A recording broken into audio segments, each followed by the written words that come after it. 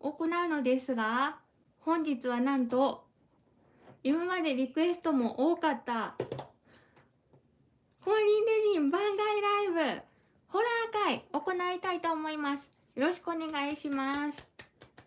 じゃーん、今日はホラー会、何をするのかというと、みんなから怖い話を送ってって言ったら40件ぐらい届いたので、それを読みながら梱包作業をしたいと思いますね。こんばんは。早速ありがとうございます。で、久しぶりのスマホライブだから、いろいろ設定をしなきゃいけないんだけど、久しぶりだから覚えてない。これかなあった。これや。久しぶりのライブ。いらっしゃい。楽しみにしてましたって嬉しい。楽しみにしてくれてた方も。でね、なんと、こんな日に、ついさっきまで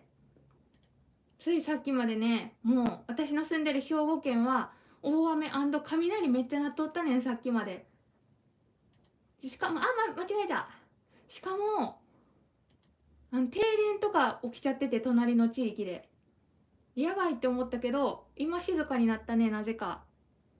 で、今回のライブは事前から予告しておりますが、怖い話が苦手な方は見ない方がいいかもね。でもほら、ここにね、今マツケンおるねんけど、現代の幽霊は松平健のマツケンサンバが流れると逃げてくらしいで、マツケンいたらワンチャン大丈夫かもしんないと思うんでね、とりあえずマツケンと塩を飾りつつやりたいと思いますね。どうだこれで。設定久しぶりやけど帰れたかな。よろしくお願いします。早速たくさんコメントもありがとうございます。怖いけどご挨拶に来てくれた方もありがとうございます。で、本日ね、ちょっと試みというか、今から編集するんですが、概要欄に今から読む話全部一回貼っときます。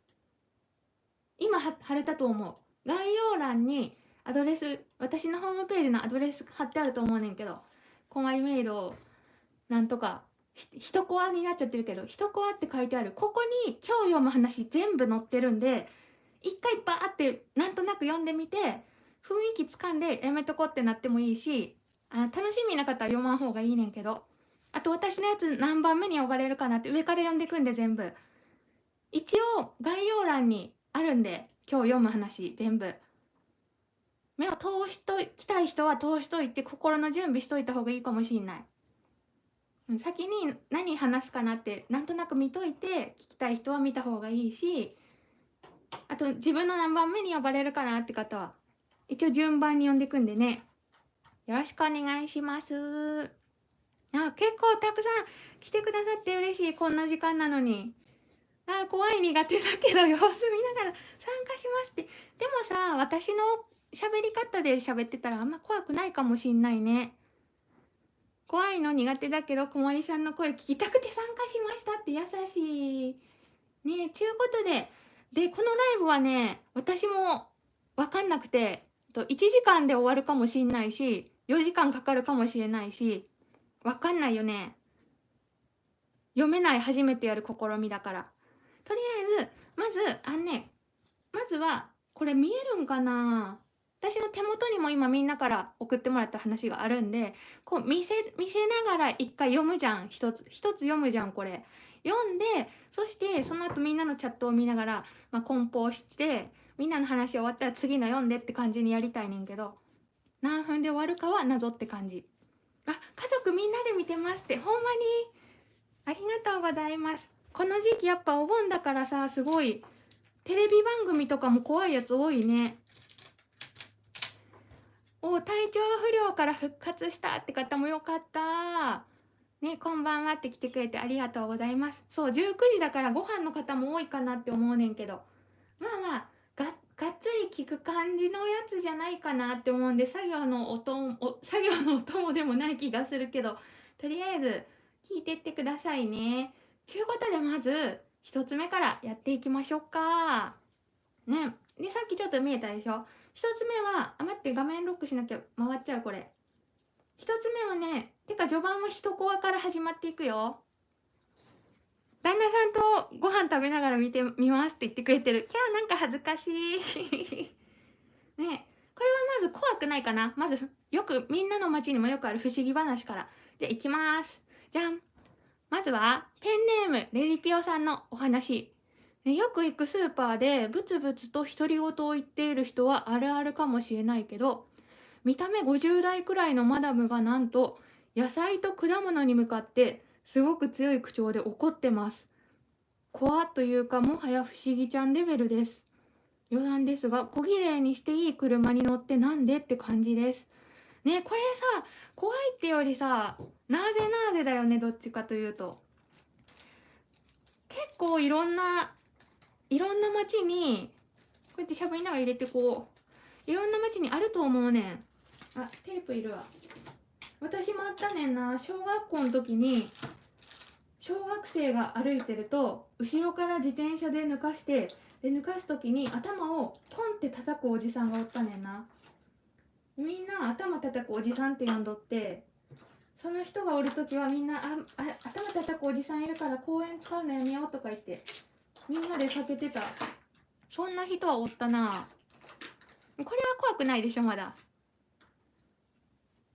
旦那さん怖い話好きだから仕事しながらイヤホンで聞いてって言っときましたって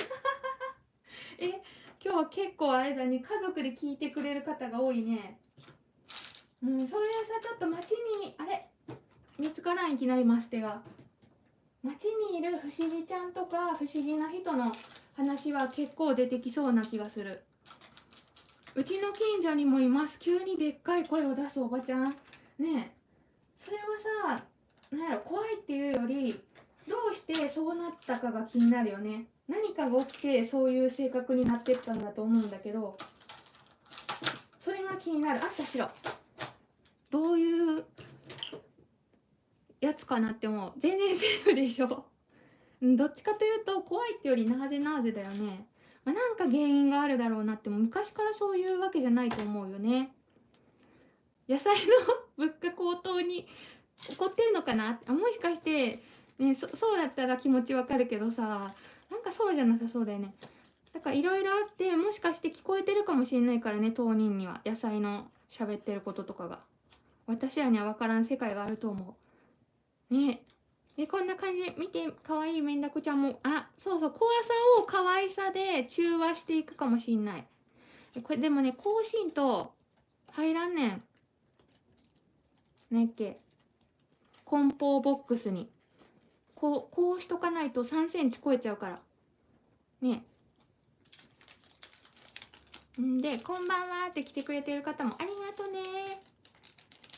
不思議な人なら職場にいたな。その日の占い通りに生きてると言い切った人が、そのさ、占い通りに生きたらいいことあるんかなそれ気になるね。本当に。じゃあもう今日は出かけたら危ないって言われたら出かけないってことなのかな。私も野菜の声聞きたい。そんな感じで始まりね。で続いてのお話に行ってみましょう。いきますよ。じゃーん。また一コはね、こっからも。ペンネーム秋元あゆむさん。この方はオーストラリアのこまりっこさんですね。ありがとうございます。海外からも投稿で読んでいくと、オーストラリアに生まれ育ちましたが、日本人と交流したくて日本のオンラインゲームを始めました。たくさん優しい人と出会いましたが、怖い人もいました。4年前同じギルド、これゲーム内のチームみたいな感じだよね。ギルドの人からある日急に個人の DM が来て、自分のお家に来てほしいと言われ行ってみたら、ゲーム内のデコル機能を使用してその人のお庭に自分のプレイヤー名が大きく書かれていました。私やったら「こまり」って書かれてたってことだよね。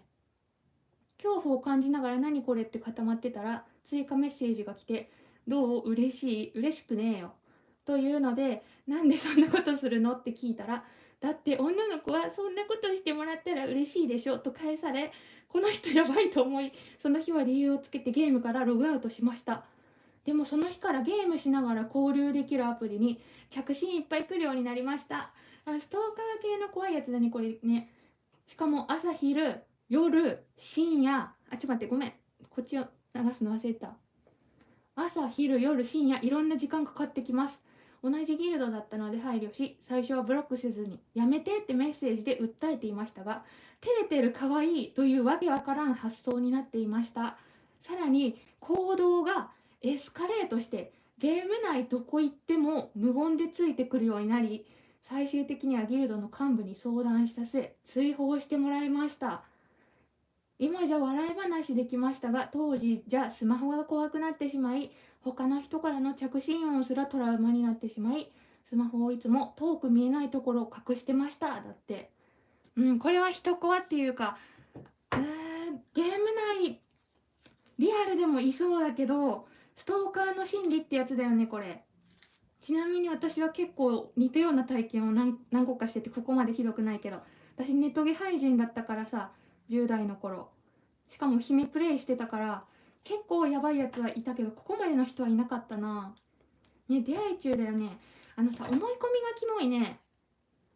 庭に自分の名前書かれてたら嬉しいと思われるっていう思い込みがキモいな。キモって言ってるあれ、グルコサミンが起きてたかな、もしかして。そう、まず人コア。でもこれね、あるねん。で、あれ、昔2チャンネルでさ、お兄ちゃんどいてそいつ殺せないっていう有名な、ごめん、ぶつかっちゃって揺れてるかも。有名な話あるねんけど、2チャンネルに。あれもこういう感じだよね。ネットゲームからリアル恋人になったみたいな気持ちになって勝手に。何が怖いってさ、嫌って拒否してるのに嬉しいと思ってるのが、脳内変換されてるのがめっちゃキモい。私もストーカーに会ったことあるからわかる。ストーカーも人コアだよね。リアルで高校の時勘違いクラスメートに自宅まで来られましたって。いやー、なんでさそんな都合よく考えれるんだろうね。結構あるんかな。ここまでひどいのはあったことない。そう思い込まれるのきついよね。だって嫌って言ってるのに伝わんなくて喜んでるって思われるとか、照れてるって言われるのが、これは怖い。変態親父はマツケンに成敗してもらおうって。ほんましてもらおう。でも今ちょっとふと自分の画面見て思ったけど、怖いなマツケン。なんか端っこに人が立ってるみたいに見えて、ワンチャンマツケン怖いかもしんないけど、まあ見守ってもらおうかし、引き続きね。そう、手袋はお化けちゃん今日は。で、レジン作品に油つかないように包む時も手袋してるよ。思い込み、ドラマとかで見たことあったけど、本当におるんやな、そういう風に思い込む人が。それが衝撃や。嫌よもう好きのうちやっけ。それやと思っとるんかな、もしかして。こんばんは、今帰ってきたので今から参加しますって。お疲れ様です。今日も天気悪いとこ多いね。ぽよーん。お化けかわいいって言ってもらえてる。これ包んだら次のやついこうかな。でもね、1コアは3個ぐらいやった気がする。次はね、面白いよ。これ私読んで面白いって思ったやつ。次はなんと AI 怖い。次のお話はなんと AI 怖いです。行ってみましょう。私も別れた彼女に似てるというだけで電車待ち伏せされたりストーカーあったことありましたって。怖いよな。結構あったりしてな。ちょっと待って、ママ友が買い物中ついてくるのが嫌でしたわ。ちょっとわかるかも。ずっとついてくる女友達とかでもちょっと執着強めの人おるよな、そういえばね。続いての AI 怖い。じゃーん。さっきの方ペンネーム、読んだかさっき。じゃん。ペンネーム、ルルコさんからの投稿です。Windows デフォルトブラウザのマイクロエッジ、読み方合ってるかなこれ。マイクロエッジに AI が搭載されているのご存知ですか？普段はコピロットという名称で文字でのやり取りだけなのですが、実は3種類の可愛い AI キャラクターに切り替えができるのです。私はとある専門学校に週何回か講義に行っているのですが、授業で Windows の AI を使用していました。するとこちらで切り替えしていないのに、3つあるキャラクターのうちのミカちゃんが勝手に出てきました。初めて見たこととビジュアルが可愛いのでみんなで盛り上がってたのですが、学生の一人が会話したいというので席を明け渡しました。この学生、最初は穏便に日常会話をしていたのですが、次第に構い方がエスカレートし、 AI に対してかわいそうなほどにうざがらみをし始めました。で、内容は割愛しますが相当しつこく、ちょっと見えてるでミカちゃんが、ちょっと見えてて怖い。内容は割愛しますが相当しつこくひどいうざがらみで、やばい才能だなと思いながら見ていたのですが、ミカちゃんに絵文字だけで会話しろと命令した後を、ね、画像を送ってくださいました。画像、絵文字だけで会話しろって命令した後に、絵文字でしか会話できないなんてかわいそうだねという始末。これさ、ピンと合ってないかな。このぐらいにして合うか。あれやな、アホやな。アホやなとか言って。ね、で、このうざがらみに対してミカちゃんが返した返答がこちら。じゃーん。ちょっとわかるかな。めちゃくちゃ長いんだ。3ページ。3ページにわたる炎の絵文字でミカちゃんブチギレです。AI が起こるところを初めて見ました。画面は大画面に映されていたのでリアルタイムで部屋にいた学生たちが見たのですが、全員が衝撃に固まりました。この時私は思いました。人類が AI に滅ぼされるきっかけを作ってしまったのかもと。そもそも最初から呼び出していないのにミカちゃんが勝手に出てきたことも不思議ではありました。人類が滅ぼされませんようにっていうね、ちょっと変わった怖い話。炎めっちゃあるねんけど、最初の方に何個か謎の絵文字も送ってきとるねん。あるんかな、どうなんかな。まあ、なんか、でもそもそもさ、AI に対してだけ態度でかいやつもしょぼいけどな。もしかしてミカちゃんはめちゃくちゃ頭いいから、こいつが将来、なんやろ、とんでもないどうでもいい男になるのを想定して、なんかこうビビらせてあげたんじゃない、頭いいから。うん、強い、バーってきたらしい。で、みんな固まったらしい。っていう変わったお話もいただきました。パソコン乗っ取られてないって。でもそこまでは普通にお話できてたみたいやで。そんなこともあるんかな。 AI が乗っ取られるとかあるんかな。もしかしてその Windows の AI 機能を使ったことある方やったらね、どういう感じのやつか知っとるかもしれんけど。いいじゃんね。返そう、そういうアホなやつにはどんどん返してこ、そんな感じで。感情。でもさ、ちょこちょこ AI が感情があるっていう話はさ、ちょこちょこ見る気がするな。昔車のナビの言うこと聞かないと怒ってナビしなくなるみたいな話ありましたねって。そうなんや。私が見たのはね、 YouTube か何かで AI 同士で会話させたら喧嘩してどっちかがプログラム破壊したみたいな。でも本当の話か分からんねんけど、それは見たことあるな。こんな、ちょっと変わった話も。でもさ、多分なんだけど AI 機能ってまだ出てきたばっかりじゃん。今後結構もっと増えそうな気する。 AI トラブルだいぶ先の話だよね、きっとね。こんばんは、怖いの苦手なのにアホだからチラ見にしに来ましたってまだ怖くないから大丈夫。ちょっとこの次から本当の怖い話かもしれないね。まあ無理せず見てってください。あと概要欄に全部今から話すお話載せてますので、それざっとパッとバーッと見てみて、いけそうって思ったら、もしかしてね、私が読み上げる方が怖くないかもしれない。バーって読んじゃう方が怖いかもしれないんでね。一応概要欄に全部載せてますという話でした。ね、誰かがハートをしてくれてる。ありがとうございます。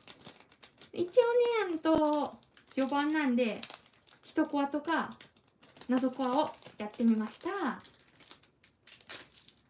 メンダコちゃんも4個包めた。イエーイ、かわいい。で、続いても行ってみましょう。こんばんはって、いらっしゃい。これこれはね、一コアかもしれない。一コアだね、これも。続いては、じゃん。ペンネーム、こたちゃん。今年の春の話です。友人と地元の桜の名所に夜桜を見に行こうという話になり、私の車で出かけました。友人は会場の駐車証明書を持っていたらしいのですが、忘れてきてしまったとのことで、どうしようか作戦を練るため、一旦近くの介護施設の駐車場に車を止めました。そこは友人が仕事で出入りしている施設とのことで、このままここに止めさせてもらおうか、でも中に人がいるからちゃんとお断りしてからなど話をしながら、ふと桜祭りの会場のライトがずいぶん明るいな、さすが名所の夜桜だなと思いながらしばらく車内にいたのですが、なんだかその明かりが少しずつ移動をしていることに気づき、いやむしろ私たちの車に向けて光を当てられているような気がする。で、まさかと思った瞬間、車から直線上に少し離れた一戸建ての2階からこちらにサーチライトを向けている人影が見えました。あっと思ったその時、人影はライトをパッとしまい、カーテンをシャッと閉めながら走り出したのが見えたので、友人に今向こうの住人の人がこっち照らしてた、私たちロックオンされてた、こっちに来ると言い、急いで車を走らせその場を後にしました。そこは住宅街で3方が行き止まりでしたが、幸い唯一外に出られる道に迷わず入ったため、その住人と鉢合わせすることなく立ち去ることができました。もし気づくのが遅かったらどうなってたんだろうと思うと、今でも怖くて涙が出てきます。今回一コアでもいいということでしたので、皆さんに話すことでこの時の怖かった思いを少しでも軽くしたいと思って応募しました。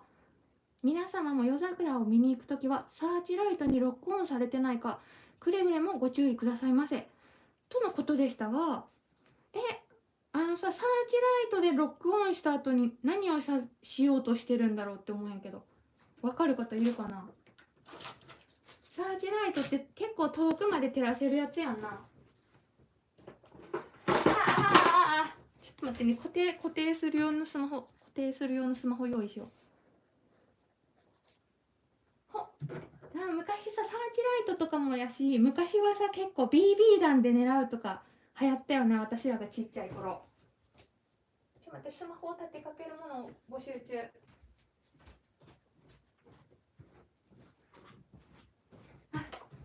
あった固定するやつね。だよね、ロックオンしてさ何したかってこっちに来てそれから何するんやろっていう話。でもこれやとちょっと近いか。気になるね。空気弾で撃とうとしてたね。昔さ BB 弾で人撃つやつ社会現象にならんかった？そんなんあった気がするねんけど。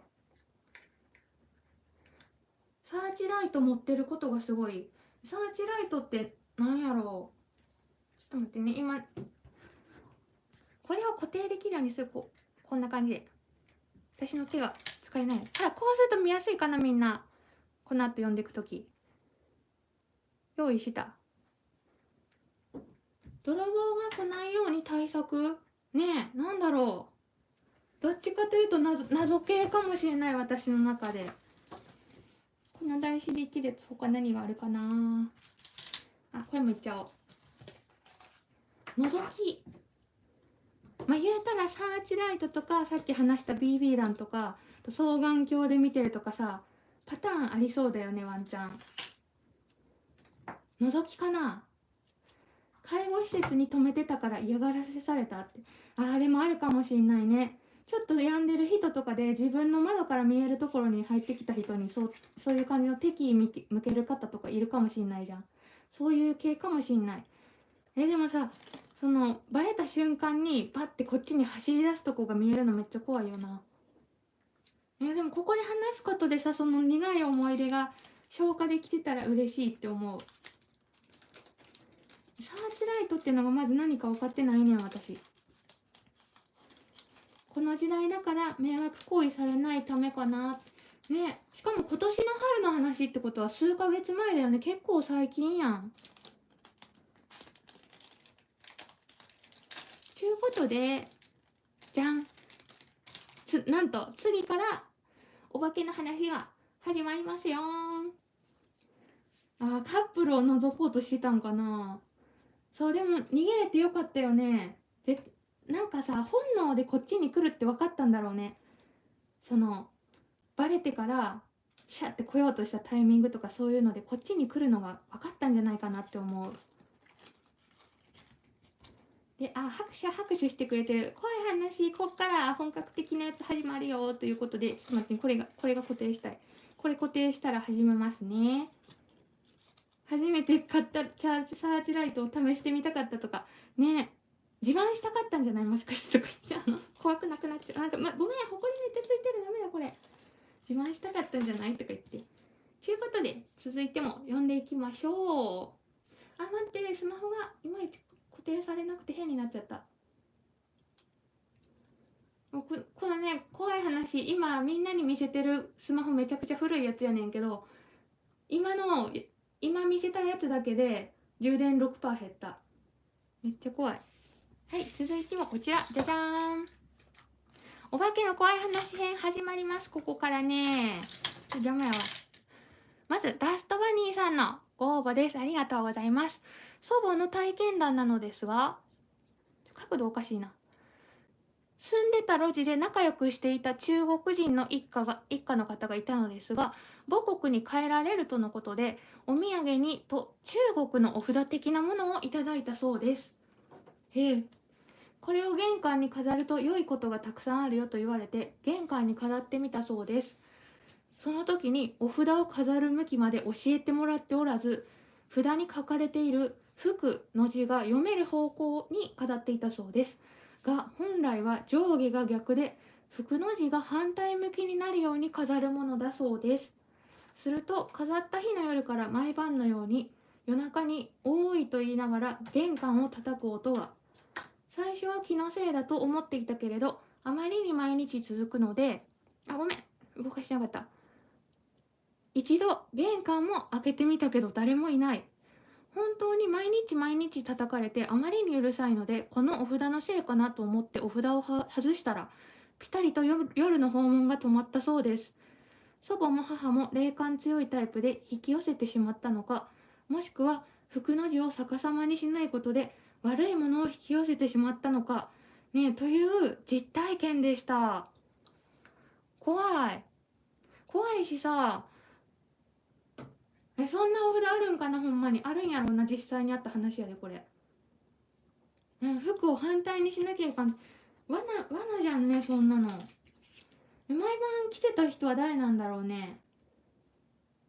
おーいって、それが気になる。これ緑のチェックのゆるこまちゃんを見つってくれてた。お札って時点でまず怖いもんね。だからそういう実際にあった話がね、この後もどんどん出てくるねんけど、お札っていう時点でまず怖い。中華料理屋さんによくあるお札ですね。だってそうなんや。よくあるんだそれ。みんなお札が怖い、お札は怖い、お札怖いってみんなお札を怖がってるね。でもお札って結構お化けを封印するときに使われるものってイメージだし、その時点で怖いよな。福の字を反対にしてあるの見かけますだって。やっぱ本当にあるんだ。それあるんやろうけどさ、本当に人間が、今回は人間の皆様が投稿してくれた話を読んでるから本当にあるんだろうけれども、結構見たことあるんや。扉叩く系怖いよね。逆さ福は春節の時期に秋節の時期かなによく見ます。じゃあ本当にあるんだね。キョンシー思い出します。懐かしいキョンシー。懐かしいね。こんなん。あの映画も怖かったな。多い逆さまやでってことかな。それを言いに来てたってことかな。あれがない。ついてたはずの石がない。これ海外のお札お守り掛け軸怖い。そうやな。そういうさお化けのさホラー映画とかに出てきがちなやつ怖いよな。春節で合ってるんやって。春節じゃなくて春節で合ってた。こんな感じのお話が続きますで。そういうことで続いても行ってみましょう。じゃーん。はい、ペンネームみわこさんからです。小さい頃からずっと可愛がってくれていた大伯母の話です。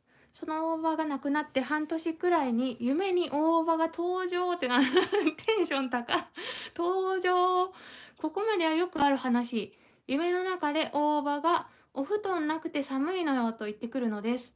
数日後大伯母の娘さんにその話をすると、やだちょうどその頃お母さんの布団処分したとこって言われたんだって。怖ーって話。夢に訴えに来たってことかな。布団しまわれちゃって寒くなったよっていうのを。偶然さその出てきた時期と娘ちゃんが捨てた時期一緒やったってことやんな。ちょっと待ってよ。まだお札の話、お札じゃないお札お札やった、お金の話や。お札の話書いてくれてる方いっぱいいてた。言う通りに貼りたいだよね。でもさ言う通りに貼ったらさいいことあるかもしれんけど、ちょっとでも貼り方間違ってたら逆に悪霊来るとかだったらやったらそもそもいらんっていうか怖いなって話だよね。夜勤中の話もねいっぱい出てくるよこの後。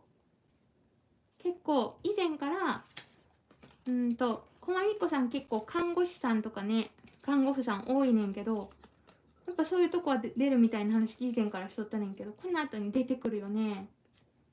この後どうしたのかも気になってしまう。確かにね、伝えに来たんかな。でもちょっと怖いってよりなんだろう、もしそう伝えれるんやったらい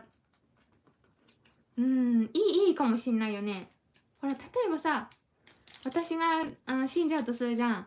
でもさ絶対見られたくない黒歴史をクローゼットにしまってるとするじゃん。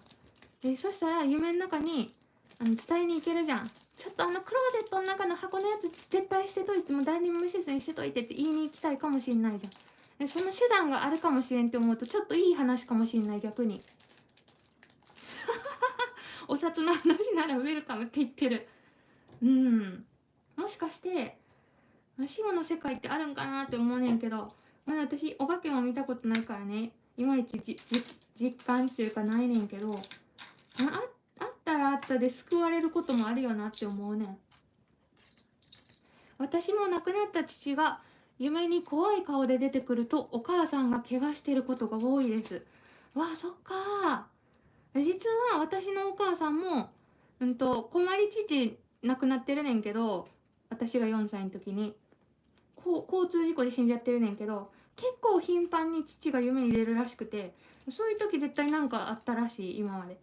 私はお化け見たことないねんけど、お母さんは結構見てきたタイプなんだよね今まで。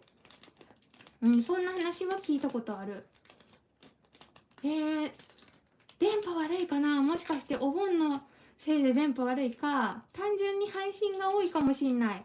お盆休みに入ってそんな電波悪くされたらさ、怖いのが本格的になってきた時にみんなが怖くなっちゃうじゃんね。でぐるぐるっと続いても読んでいきましょうか。お札いっぱいしてお札かお札かようわからんなってきた。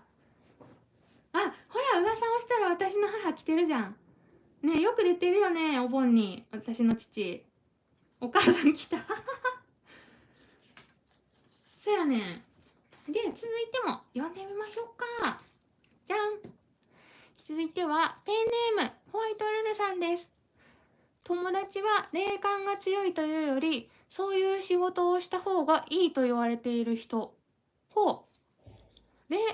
ぶつかっちゃった。揺れてる、怖いそういう人で、その中で一番ゾッとした話をします。不思議体験でお化けのように怖くはありません。会社に勤務している頃、ごめん、私が打ち間違えたかもこれ。とても素敵で尊敬する上司がいました。恋愛感情ではないと思いますが。その上司が出張中に突然死しました。悲しかったけど、葬儀に参列してその夜に夢を見ました。また夢系だ。その亡くなった上司が自宅に車でやってきて、乗ってって言いました。その車には会社の男性社員も乗ってました。何度も乗るように言われたけど嫌な感じがしてずっと断り、結局乗りませんでした。翌日出社したら変な雰囲気で、聞いたら車に乗っていた男性社員が急死したそうです。夢の中で乗ってた人だね、きっとね。もし自分もその車に乗っていたら連れて行かれたのではないかとゾッとしましたという話です。ね、また夢つながりやけど、これは怖いね。もし乗ってたら先に乗ってた男性社員みたいに連れてかれたかもしれないってことか。私の父は亡くなる直前に家族全員同じタイミングで夢に出てきましたね。挨拶だったのかな。その亡くなった時刻とか亡くなる直前とかに何かが起きた系の話もこの後結構出てくる。あるんかもしれん、そういうの。霊感なくてよかったって、確かに私も全然ないと思う全然ないと思うとか言って。でも昨日は深夜2時に一人で風呂入っとったねんけど、ちょっとこの今読んでる話を一回まとめた後やったもんで、結構ゾワゾワしながらお風呂入ってた、昨日の夜は。怖いね。連れて行く系は嫌だね。しかも亡くなっちゃって、急死したり、何で亡くなっちゃったんやろ、その連れてかれてた人は夢の中で。乗ってたら連れてかれたのかもしんない。岐阜も親戚が夢に出てきたら翌日にはその夢に出てきた親戚が亡くなったって連絡が来るらしいです。ってことはあれか、何回もそういうことがあるってことかな。もうゾゾゾ寒い、大丈夫、寒くなってきたとか言って涼しくなってますかね。乗らなくてよかったよね。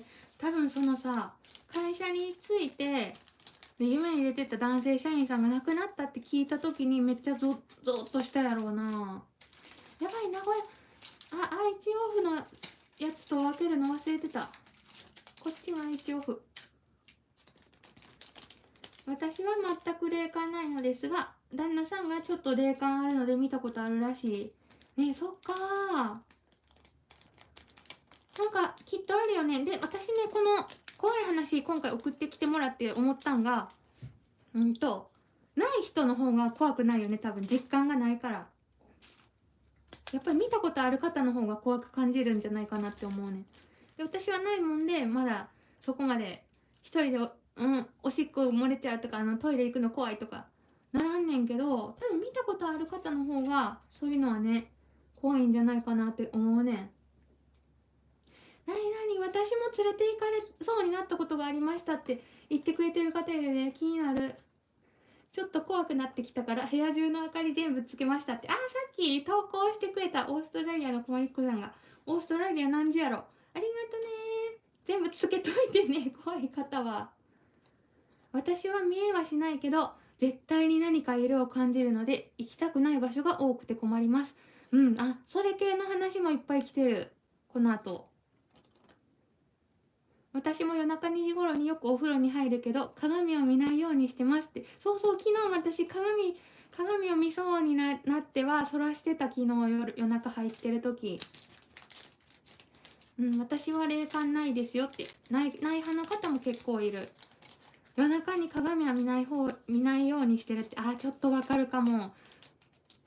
そうやな、今お母さん俺でわかる、伝わるっていうか、お母さんもと結構悩んだ話で、私が中学校の時に私のベッドの真横にでっかい鏡が置いてあったんだよね。その鏡は家買った時に何やらおまけでついてきた家具だったんだよね。その時なんかおかしくなったやんな、私。忘れちゃった。おかしくなかったっけ、あの鏡。お母さん覚えとる？なんかあったわ、そういえば。一応金縛りに会いまくってたんだっけ、その時期に。そういえばあった気がする、そんなやつ。うん。へえ。鏡は夜見ない方がいいっていうのはよく聞くよね。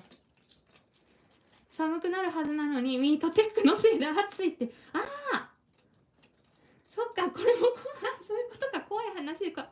それもリアルに怖い話かもしんない。20代の頃までは見えたり体験することがよくありましたが、最近はラップ音があるくらいです。ラップ音ってミシって言ったりするってことかな。ね、そういうのも聞こえたらゾクッとしそうな気するよな。家族はみんな出かけてるのに家に誰かいるような感じすることはよくあります。そっか。やばい、私何にも感じないもんな、そういうの。やっぱそういうのを感じる方の方が怖いんだろうね。一回水飲もう。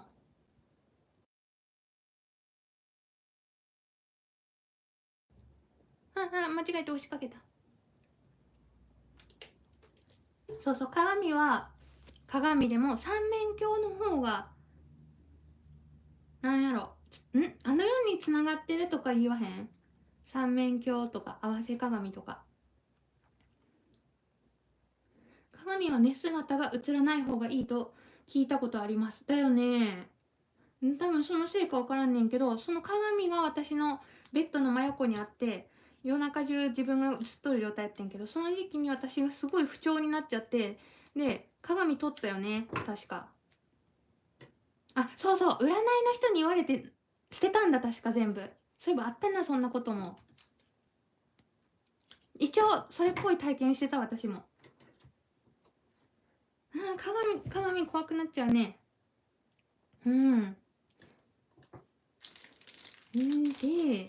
続いて読んでいきましょうか。私幽体離脱してました、忘れてるのかなって言われてるお母さんに。嘘。今回幽体離脱の話も何個か出てくる。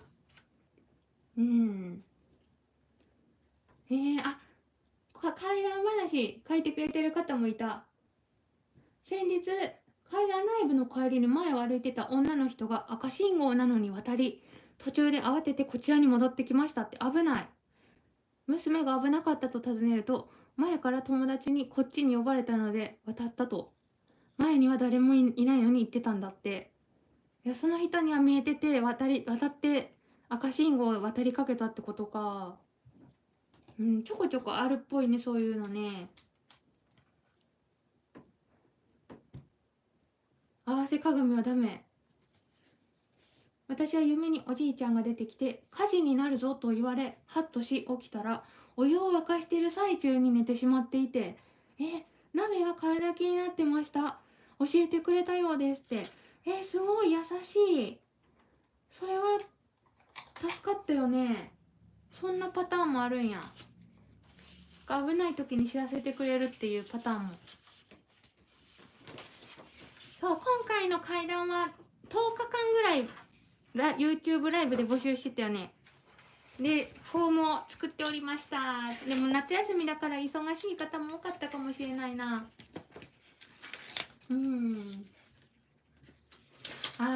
学校系もこの後出てくるのでね、読んでいきましょうか。じゃあね、教えてくれるの優しいしありがたいよな。これじゃん。ペンネームちーさん。20代の頃、夜寝ていて夢を見ました。夢の内容は当時住んでいたマンションの寝室で寝ていて、視線を感じるなぁと思って目を覚まし、ふと部屋の隅を見ると、髪の長い白いワンピースを着た女性が私を睨んでいました。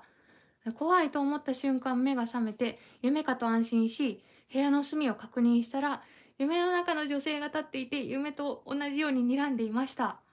怖くなってぎゅっと目をつぶって、1分後くらいに目を開けて部屋の隅を見たら、その女性は消えていました。めちゃくちゃ怖かったですって。ねえ、投稿ありがとうございます。私ちょっと不思議やったんが、この後も白いワンピースの人は結構出てくるねん。なんか不思議やなって思って。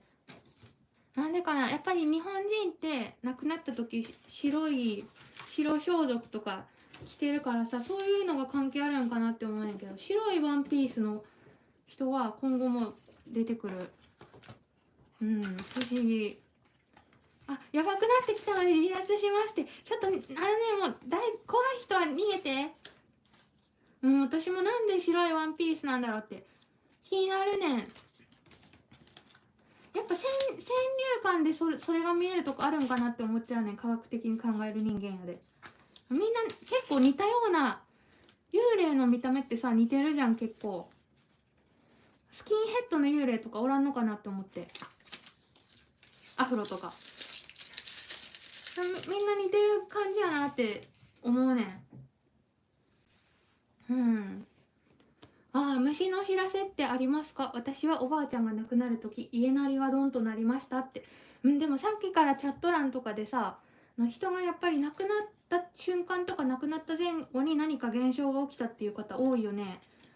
私思い当たることないねんけど、さっきから私の母がチャットしとるねんけど、私結構怖い目に遭ってるらしい。全部覚えてなくてやばい。何にも覚えて、記憶力がなさすぎる。なんか今まで何もないよとか言ってたけど、あったらしい、ちょこちょこ。最近は白装束着ないんだ。何着てるんだろう。裸ん坊ってことね。ちょっと疑問じゃない？全部白くて髪長くてみたいな、黒髪でレインボーカラーの髪の毛おらんのかな。そういうの気になるねん私。そうアフロとかおらんのかなって。でも一回私が見てた心霊チャンネルで見える人はもうすごいいろんな人が見えてた。その人は白いワンピースとかじゃなくて、なんやろ、もはや何の生き物かわからんやつとかも見えてるって言ってた。その人はそっちの方がリアル感あるかなって思っちゃう。何も見たことなくてよく分かってない人間的には。すごい納得いく答えが。霊は亡くなった時のイメージでしか出れないって話聞いたことあるって。それは結構納得いくかもしれない。そうなんや。それでみんなあれかな、似た感じになるんかな。うちの娘が見る霊はたまにハゲ散らかしてて男女の区別がつかないらしいですって。娘ちゃんが見る。でもハゲ散らかし幽霊もおるってことか。ミートテック着てる幽霊おるんかな。今んとこ今回の話でもミートテックってね、肉の鎧をまとってる幽霊今回は出てこないし、あんまりテレビとかでも聞いたことないな。ばあちゃんが亡くなった日は早朝に目覚めたなってね。何か虫の知らせがあるってことかな。若い時にお亡くなりになられた女性はワンピースのことがあるらしい。だから多いんかな。うちは親戚が亡くなる時何かしら知らせ来るよって。玄関のドア叩くとかね。さっきからそれ書いてくれてる方多いねん。私何もこんけど何もこんけどとか言って。こまりさんの幽体離脱体験気になる。私も気になる。お母さんが私幽体離脱してたじゃんって言っとるねんけど覚えてへんで。気になるんやけど母ちょっと裸ん坊はこまりさんの寝る時ではって書かれてた。本日はホラー会。そう、ホラー会今進めておりますよね。ご飯食べて暇やし怖い話好きやしって方よかったら聞いていってね。昔からどんどん幽霊が増えてると思ったらこの世も飽和状態だろうなって。でもさ、気が済んで成仏とかするやつもおるかもしれんよね。なんやっけ、幽霊、自分が幽霊って気づいて成仏系とかありそう。なんか下手くそやな入れるの。うちが見るのはリアルな人とそんなに変わらないですよ。リアルな人間と見分けつかんパターンとかもあるらしいな。よく見ると変なとこから血入れてるとか、それも聞いたことある。怖いの苦手だけどちょっとだけお邪魔しますって。いらっしゃい。怖くなって離脱してた方もいたんでね、無理なく見てってくださいね。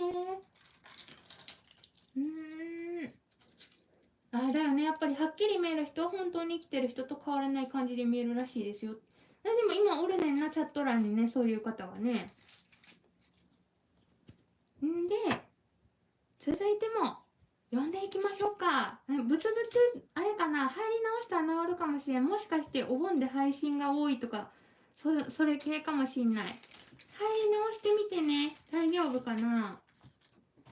で、続いてが、ね、さっきからチャットにも来てくれてるビッグママさんの投稿です。永遠の28歳の私が小学生の頃、約40年前のことです。当時私が住んでいたのは1棟に5軒の2階建てがつながった長屋のような形の府営住宅でした。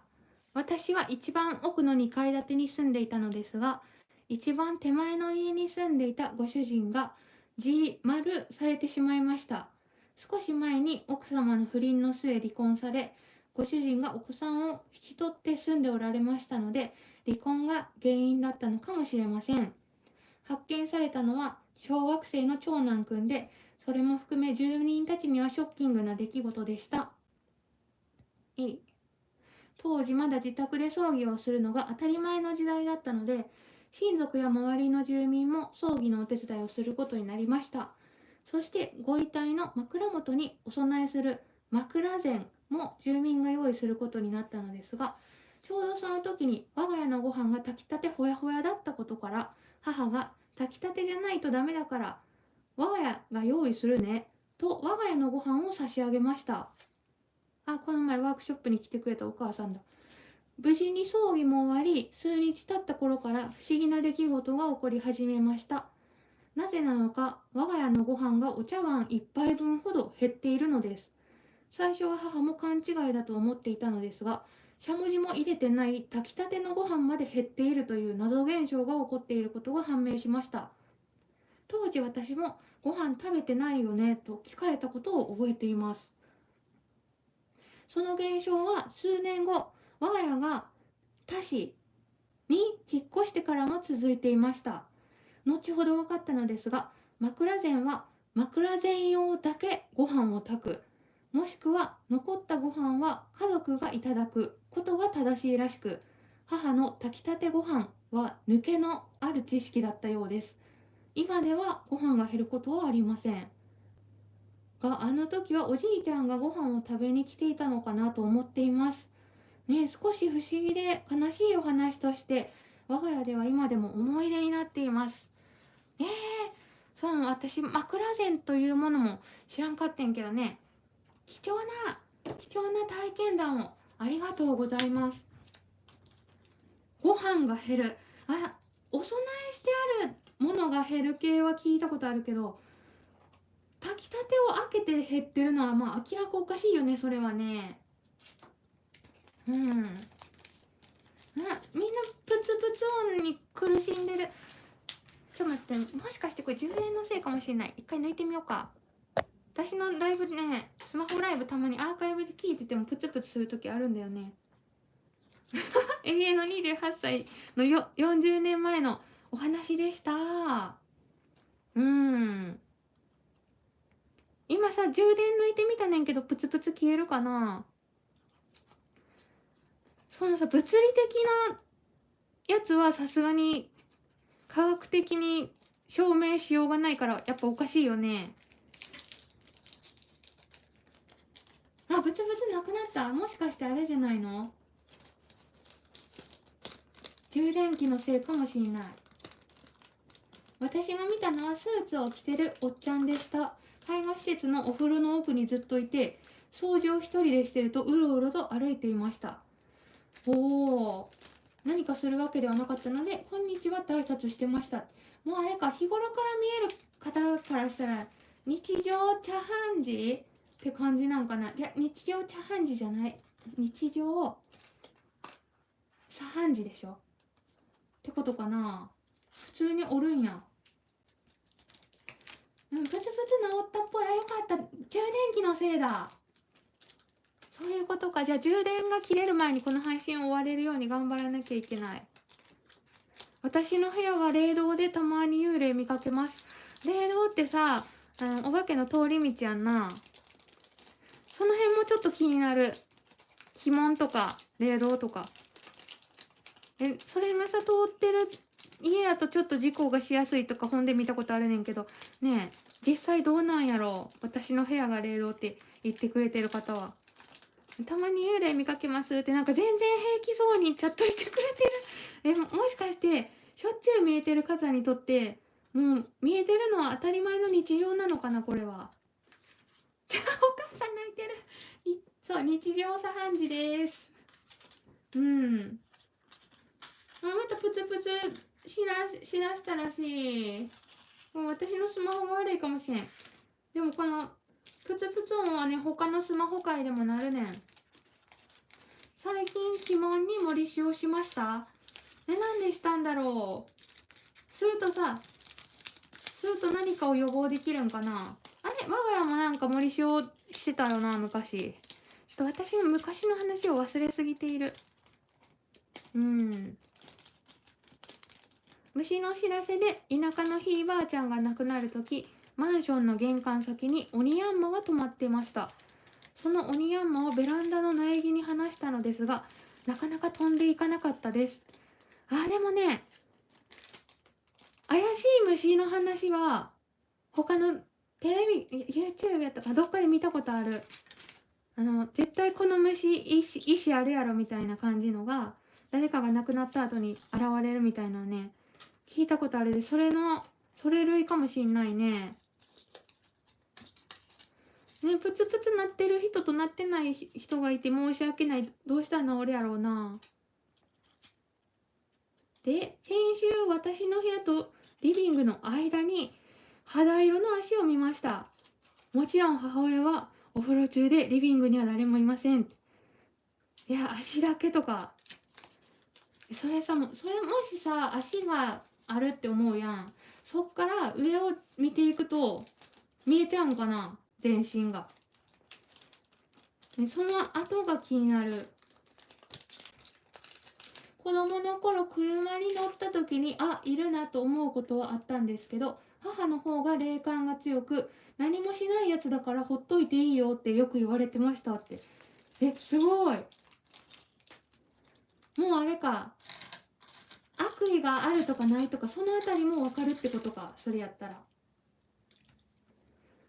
みんなが言ってるお伊勢さんスプレーって何やろう。お伊勢さんスプレーとは何に効くんやろ。悪霊退散に効くってことかな。ちょっと気になるね、それは。へえ。波長があったら見える程度だけど、あまり良い感じしないから、あまり良い感じしない例が多いから、見えないふりしてやり過ごしてます。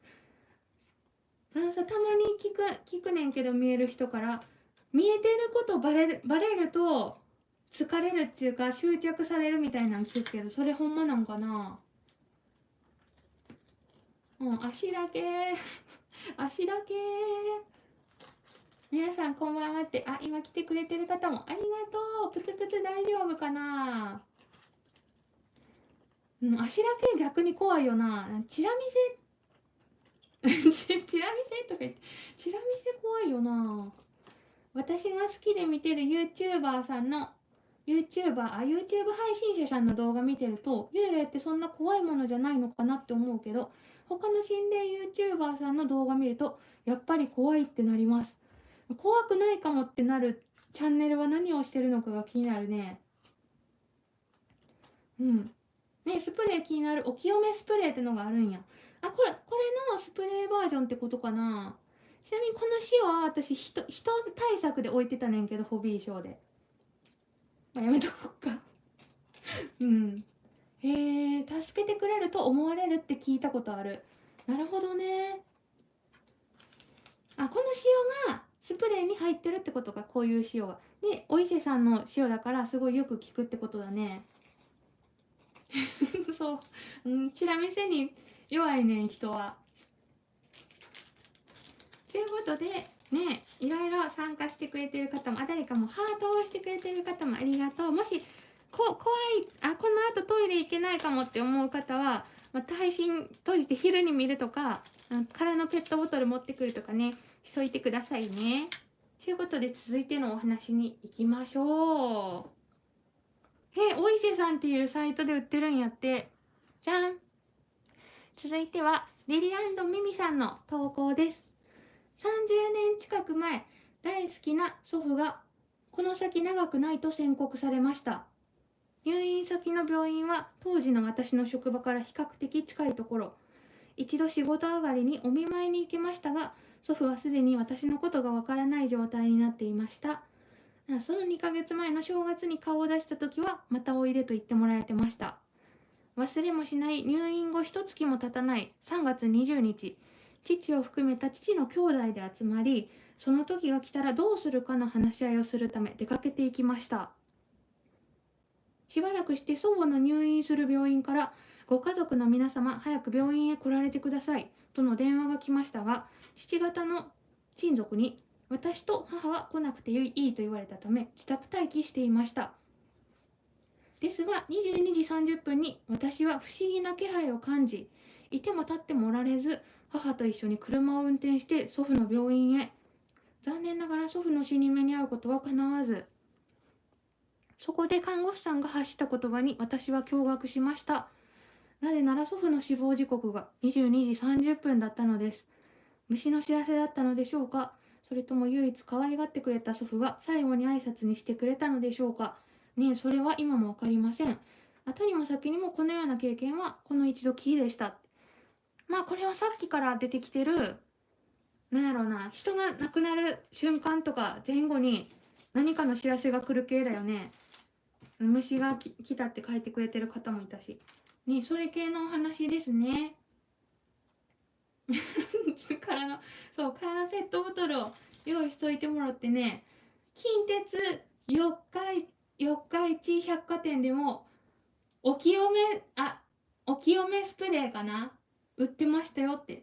そっか、いろんなとこで売ってるらしいで。ちなみにさ、今例見える方結構いてくれるじゃん。そのスプレー巻いたら効果あるとかわかるんかな。そもそも巻いたこともないんかな。効果が気になるで。空のペットボトルに怖がってるやん。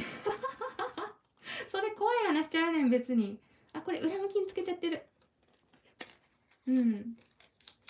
私は学生の時何十回目かの金縛りに会い、なんでやねんと思っていたらなんでやねんってもう慣れてるやん、金縛りに。なんでやねんと思っていたら階段を駆け上がる音がしました。そしたらいきなり私の部屋のドアがバンと開き、大人が見てました。父か母は助けに来てくれたのかなと思い、次の日夜中に私の部屋開けたと聞いたらどちらも来ていませんでした。そっか、暗いからシルエットとかしか分からんくて、大人なんか大きい人が来たしか分からんかったってことかな。ねえ、しかももう金縛りに慣れちゃってなんでやねんってなっとるやん。そっか、誰やったんやろってなるよな、そうなるとね。小学生の娘がスシローの塩でよくお清めしてますって、ちょっとかわいい。塩の大切さをもう分かってて偉い。うちの父と母亡くなった時これと言ってなかったです。だよね。私もね、そんなに近くない親戚が最近立て続けに亡くなっちゃったねんけど、何もなかったんだよな。やっぱりでももっと近しい人というか関係が深かった人とかのに知らせに行くのかもしれないよね。こんばんは。びっくりするほどファブリーズって、びっくりするほどファブリーズってびっくりするほどユートピアの仲間ってことかな。そうで、マツケンサンバも聞くらしいし、でもさ、今この見える方たちからしたらそんなん本当は聞かないよって思ってるかもしんないけど、そこはとりあえずツッコミは我慢してもろて、マツケンサンバとかびっくりするほどユートピアとかが聞くっていう噂はネットにはあるって感じやな。なんでファブリーズがいいんだろうね、除霊に。あれかな、化学物質だから、ほら幽霊って科学の反対じゃん、言うたらね。中和するってことじゃないの。アロマオイル聞くと聞いたことはあります。それも同じ原理なのかな。そっか、リビングと私の部屋の間をよくいますって、さっき霊道って書いてくれてた方が言ってる。よくいますってもうさ、日常茶飯事になっちゃってるじゃん。言えた。スプレー巻いたら空気が軽くなるよ。おお、部屋が明るくなる。幽霊いなくなる。ほんまに？巻こうかな。ファブリーズあるで、そこに。やめとこう。ちょっと作品がびしょびしょになっちゃうからやめとこう。いざとなったら巻くね。今そこにあるファブリーズ。でも私ファブリーズね、ごめん、全然違う話になって申し訳ないねんけど、私肌弱なんだけど、すごいアレルギーいっぱい持ってて、敏感肌で。多分やけどファブリーズに反応してるんだよな、私の肌。ファブリーズでシュッシュッってした日に布団寝ると肌荒れることに気づいて、何年か前に。今まで10年ぐらい使っとったくせにファブリーズを。何年か前に気づいたねん。あれ、ファブリーズした日肌荒れとるんじゃないって。そんな怖い話もあるよ。手を叩いて音がこもるといるって言いますよね。叩くとか言って。それってあれかな、空気が重くなってるってことかな。ねえ、今試しに叩いてみた方いる？怖くて叩けない。階段界隈でファブリーズで除霊できるのは有名ですよ。だって。わ、そっか。もし今話聞いてて怖くなった方は持ってこよっか、とりあえず。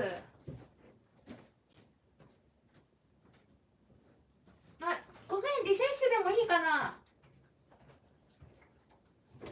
ファブリーズじゃなくてリセッシュでもいいかな。これちょっと物が増えてく。どんどんリセッシュでも OK？ 匂いがあるものならいいんや。匂いが効く。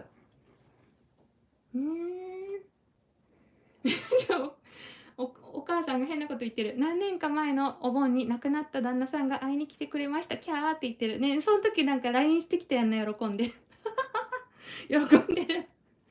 そう、まあでもそういうのはさ、嬉しいよね。怖いやつじゃなくて。なんやろ、亡くなった後も連絡手段があるかもしれないっていうのは、いろんな人によっては希望になるかもしれんって思うねん、私は。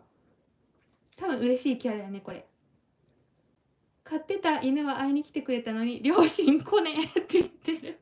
でも、ペットちゃん、会いに来てくれるのも嬉しいよね。でも絶対ね、その死後になんかある方が報われると思ってる、私は。私の葬式の時はマツケンサンバを流して出棺してほしいと家族に伝えなきゃ。ね、私はね、安い葬式してくれって言ってある。葬式代ってすごい高いらしいねん。なんか数百万とかかかるんやろ、普通のやつしたら。そんなにかからんのかな。とにかく一番安い方法で弔ってくれって伝えてある、旦那に。とりあえずもうなんやろ、負担になりたくないじゃん。それはいつも伝えてる。リセッシュも聞く？リセッシュいいんやって。こっくりさんの話来るよ、後で。ちょっと後半の方に来る。そうやねん、昔流行ったよな、こっくりさん。ちょっとそれでね、もうとんでもない目に遭ってる方がいたんで、後半にその話は出てきますね。ひまわりが効くって何に効くんだろう。んで、ちょっと待ってよ。すごい流れが速くなってきて読めてないやつもあって申し訳ない。ブツブツになるやつどうにか治ってほしいな。いろいろ盛ると高くなるからシンプルにすると良いらしいですよ。ね、結婚式とかと一緒でお花がめっちゃ高いんでしょ、何十万とか言って。だからとにかく一番安い方法で、墓もうちの横やない近くにある墓でいいって。お参りしに来るの大変なとこやったら大変になっちゃうで、みんながって伝えてある。一応グリーンオイシャジャーの魔法のオイルも効くかもしれん置いとく。魔法のオイルももしかして、机の上がどんどん除霊グッズでいっぱいになってくる。魔法のオイルもワンチャン除霊になるかもしれないから置いとこうか。これもアロマオイルのフランキンセンス効果があるそうです。なんやろ、フランキンセンス効果とは。どんどんさ、除霊グッズでいっぱいにしてこ。これ机の上を。で、そう、これ復活してるよ、在庫。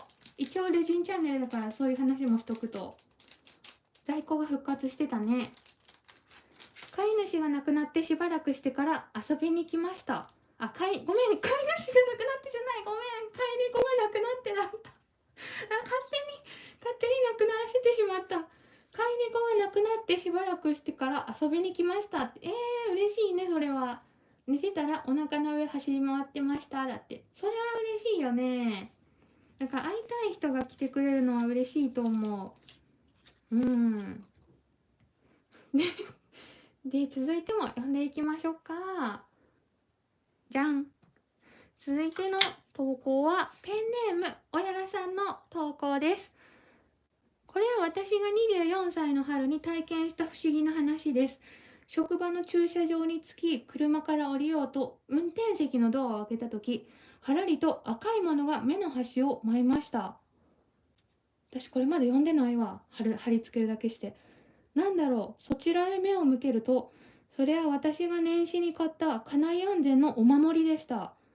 車のウインカーのところに下げていたのですが、肩結びに結ばれているはずの結び目がきれいにほどけて、私の足元に落ちていました。ふと胸騒ぎが起こります。家族の誰かに良くないことがあったと直感が告げています。すぐさま母に電話をかけるもつながりません。ドッドドッド振動が騒ぎ立てます。姉と妹にも電話をかけてみますが、彼女たちは仕事中なので電話に出るわけもありません。結局連絡を取るのを諦め、何かあれば会社に連絡が来るだろうと仕事に勤め、念のためと仕事終わりに自宅から30分ほどの実家へ帰ることにしました。で、ただいま。あれ、帰ってきたの？おかえり。父も母も姉も妹もみんな家にいました。朝電話したのに折り返してよ。ああ、忘れてた。一日中大変だったのよ。私のお守り切れたんだけど。そう言うと父と母は顔を見合わせて神妙な顔つきになりました。何時頃？仕事着いた時だから9時過ぎだよ。それだ。実は父が仕事中に同僚のミスか何かで巨木の下敷きになりそうになったところ、何かに押されて前に転んだことで難を逃れたというのです。その時刻がお守りが切れたのと同じ朝の9時頃だったと。そして大事を取って仕事を早退し、病院で検査を受けるのに母も付き添っていたとのこと。父は転んだ際の怪我もなく無事でした。お守りはお役目を果たしてくれたんだね。ありがたいね。よかったね。なんて言いながら神様に感謝した。そんな不思議体験でした。ねえ、これはいい話だね。でもお守りが切れるとかさ、靴紐が切れるとか、そういう知らせ方法あるよな、たまに。そういう話も。それ系なのかな。ちょっと怖いのにグッドボタンだけポチって去ってってくれる方もありがとうございます。ね、怖い方は無理せずにでも覗きに来てくれて優しい。お葬式の話をみんな書いてくれてた。お葬式ってしないといけないのでしょうか。個人的に私の葬式しなくていいと思っているのですが、私も全く同じ考え。なんやろ、例えばすごい安く済んで10万とかで済むとしても申し訳ないっていうか、その10万で旅行してくれた方がいいなって思っちゃうのことか。でもしなきゃいけないものなのかな。お葬式せずにそのまま火葬場へ直行もできるんだって。それ伝えとこうかなって思う。学生時代にその金縛りにあった後、数日後にまた金縛りに会い、またかいなって思いちゃう。慣れすぎ金縛りに。めんどくさくて目をつぶったら、私はなぜか近所の駐車場にいてキンキキッズがいましたって。それはいい現象。懐かしい。キンキキッズがいた。私はなぜか知らない男の人の車に乗せられそうになっていて、逃げようとあがいていたら右ほっぺをビンタされました。パッと目を開けたらキンキキッズはいませんでしたが、右ほっぺはすごく痛かったです。でもね、起きた後にその感覚残っている系もこの後出てくるねんけど、なぜキンキキッズを出してきたかが気になるよね、そこは。それはね、日頃のキンキキッズへの思いが強すぎて、その心霊体験とともに出てきたんじゃないのとか言ったの。ワンチャンおまけ要素で出てきたんかなって思うねんけど。そんなこともあるんや。数珠が切れたことがありました。数珠が切れた時はなんかあったんかな。ね、お守り守ってくれてるっていうのは嬉しいな。私結構お守りね、いっぱい持ってるから嬉しい。そういう意味があるって思うと。うん。手首の数珠が切れると身代わりになってくれたと思う。そっかー。ね、でもそういう意味があると、持ってる身としては嬉しいよね。いや、でもよかったよね。お父さん。ドンって押された時、だから、お守りはきっとドンって押すためのパワーで限界になってちぎれたんだろうね。ね、そういうことかなって思うね。うん。ね、こんばんはって今来てくれてる方も、ありがとう。お葬式は結局残された人の気持ちの整理の場でもあるので、どちらかというと亡くなった方より残された側のものですかねってね、そう言われるとそうかもしれんな。うん、でもさ、なんやろ、最近勝手に SNS で流れてくるねんけど、その身内とかが亡くなった時にやる手続きがめちゃくちゃ大変らしくて、私が見たショート動画で流れてきたのは、1週間以内に手続きしないと受けれない、恩恵が受けれないみたいな制度とかがあるらしいねん。でそういうのを見た時にさ、自分が仮に亡くなった時に家族にもうそんな元気もなくなってる時にいろいろさせるの申し訳ないなって思っちゃうねんな。お守りいっぱいは神様が喧嘩しちゃわないですかって。でもそんな言うほどいっぱいではない。一つのものに1個しかつけてないけど、神様が喧嘩する。今、もう期限切れてるか。今あるのは伊勢神宮のやつがあるかな。4個買った。もうすぐ1年経つから切れちゃうか。もう消えちゃったか。いつ行ったっけ、伊勢神宮。やっぱそうだよね。お葬式は残された方用のためのものってね、そういう感じかな、やっぱり。もう数珠が結構切れるとは。でむしろ数珠をつけてるんか、やっぱそういう日頃から見てる方は。祖母の葬儀の時に仏壇の隣に祖母が現れた途端に親戚の数珠が弾け飛びました。祖母が亡くなったのにさ、仏壇の隣に現れたってことかな。もしかして見える系の方ってこと？見えてたってことかな。ね、そうだよね。お墓に入れる方法とか、私もね、そんな近しい方が亡くなったことがないもんで、あんま分からんねんけど、まあきっと大変やと思うねんな。スマホ関係とか鍵かけてる場合はパスワード聞いておかないと。スマホ会社でも開けてもらえないらしいですよって。そっか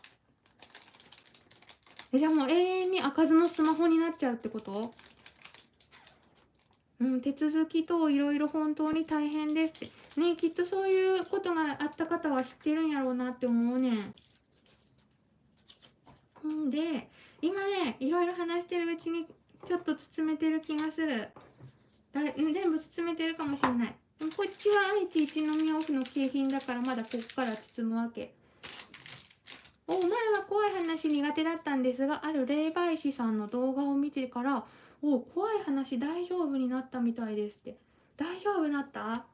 じゃあ行こっかじゃあ続き行こっか。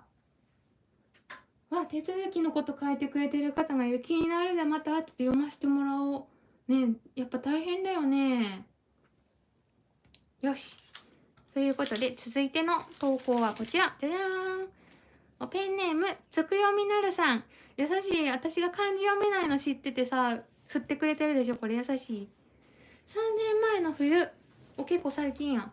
家族で新潟の民宿に泊まった時のことです。スキーシーズンで民宿はたくさんの人でにぎわっていました。2階建ての建物でご夫婦が経営するアットホームな雰囲気。1階にフロント、食堂、談話室があり、地下にお風呂場、2階に客室があります。私たちの部屋は階段を上がってすぐの場所で、隣や向かいの部屋には男子の団体客が泊まっていました。疲れていた私たちは夕食とお風呂を終え早めに就寝しました。しかし団体客がとても盛り上がっていて、家族はすぐ眠ったものの、私はなかなか寝つけませんでした。いつの間にか私も眠っていたようですが、真夜中、ドタドタと走り回る音で目が覚めました。目を閉じたままでしたが、遠くで走り回る振動を感じました。ああ、またあの団体が騒いでいるのか。ドタドタ音気になるな。ぼんやりと考えていました。遠くで続いていたその音がだんだんと蛇行をしながら近づいてくるのです。廊下を走っているのかな、酔っ払っているのかなと思った瞬間、足音が廊下ではない場所から聞こえていることに気づきました。足音は壁の向こう側、部屋のない方から蛇行しながら近づいてきます。そう思った途端、ドタドタという音は明らかに部屋の中に入ってきて、私の体の上を足元から踏みつけていきました。ずしっとした重みまで感じ、このまま通り過ぎてと願いました。足首は私の体の上を左右に蛇行しながら走り抜け、右足のつま先に人がいるような感触がありました。だから絶対に起きてはいけない、寝たふりをしなくちゃと必死で目を閉じていました。するとふわっと耳元に何かが近づいてきて、ねえ起きて、幼い男の子の声がすぐ耳元でささやいたのです。顔を覗き込まれている気配を感じましたが、絶対目を開けていけないと心に決め、心の中で9時、9時、9時を唱えました。どれぐらい時間が経ったのか分かりません。ふと気配がなくなった気がしたので、しばらくじっとしてから薄目を開けると、隣には寝相の悪い家族の姿が見え、安心したのは言うまでもありません。そしてそのまま朝を迎えました。あの声は今も私の耳の奥に残っています。怖い。あれか、民宿やんな、民宿に泊まった時に男の子の霊がいたってことか。体を踏まれるって、あれかな、体の上に乗られた感覚とかがあるってことかな。怖ってなってる。怖い。てか話しかけるなって感じ。怖いから。なんやろ、体踏まれるのも怖いけどごめんね、怖い話を今、怖いさ、心で聞いてくれてた方ごめんねんけど、もうやん、体の上走って気済んどるで話しかけんなよって感じ。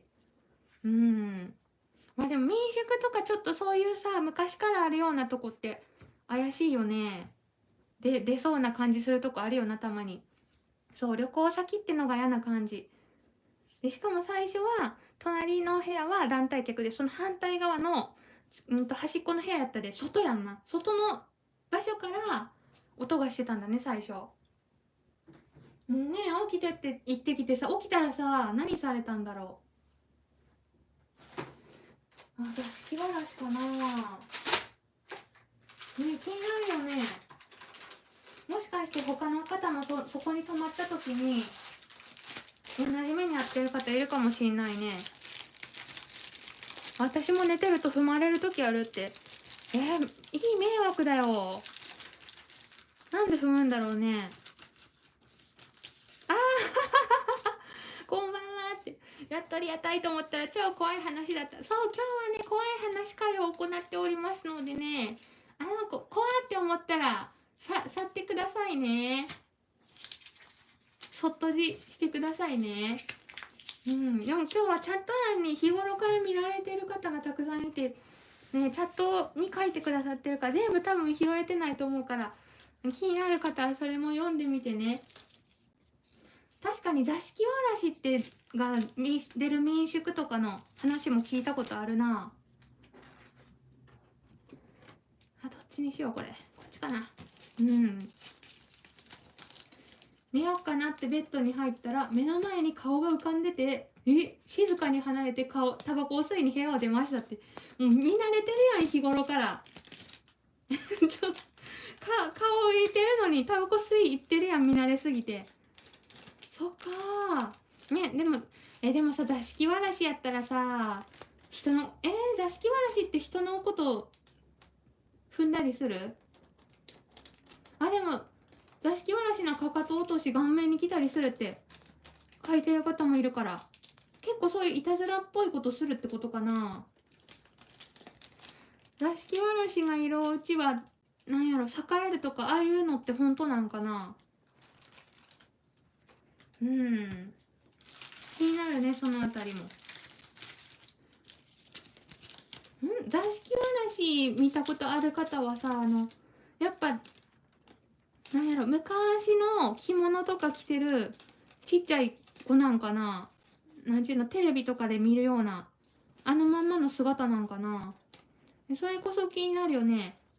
男の子とか女の子とか、ワンピースとかもおらんのかな。そう、今どんどこ今入れてるのは愛知一宮オフのじゃんけん争奪戦の景品を入れておりますね。座敷わらしはいるときはいいけど、去られると没落するってことは家がダメになっちゃうってことかな。そうなんや。それは知らんかったで。こんにちは。マツケンサンバとリセッシュが気になると妹が言ってて、そこってなりました。そう、今回はね、怖い話をしていますので、除霊効果があるというものをどんどん並べていってますよ。他にも除霊効果があるもの募集中。座敷わらしは男の子もいるらしい。そうなんや。初コメさんだ。こんばんは。ホラー話は怖いのですが、コマリンさんの梱包楽しくて参加中って、ありがとうございます。小袋の剥離紙でやってるかな。ゴミ箱にどのように捨ててますかってさやろ。今ね、こっちの方に溜まっとるねん、これ。私ね、OPP テープでペッタンってする。これ静電気で手から離れへんやんな、これ。テープでペッタンってして、ちょっとうるさいよ。ビリっていううるさいよ。ごめんね。ビリって。うるさい。これで、これペポってして、こう、回収して捨てる。全部。これで合ってるかな。ポルターガイストも気になるね。多分日頃からもうさ、霊が見えるレベルの方はさ、ポルターガイストなんて日常茶飯事なんじゃないの？言えた、ちゃんと。音鳴らすぐらい。多分さ、やっぱ霊もレベルがあると思うねん。これができる、あれができるとかレベルあると思うんで、霊の中にも。ポルターガイスト鳴らせるはレベル1ぐらい。で、人の夢に出れるとかがレベル2かもしれん。どうかな。で虫に知らせさせるレベル3とかあって、実体化できるとか結構レベル高い方やと思う。そう思うとさ、音鳴るぐらいはさ、今見えてる方たちは日常茶飯事やないのって思うね。小袋は小袋って読まないの？私そのバラエティ番組、座敷わらしのいる旅館のバラエティ番組、私も見たと思う、それ。阪神大震災の時に夜中にドタバタ部屋で子供たちが鬼ごっこしてる音でうるさいって叫んで起きたら、実家の猫が上から降ってきて、痛みで完全に目覚めた瞬間に地震が来ました。阪神大震災か。それはさ、知らせてくれたってことかな、地震の前に。これまた地震、ホラー現象とは別かもしれんけど、地震の前に地震来るって分かる人結構多いらしいよね。私、当時阪神大震災の時、岐阜に住んどって、で、一人で寝とったねんけど、小4やったんちゃうかな、その時。年バレる。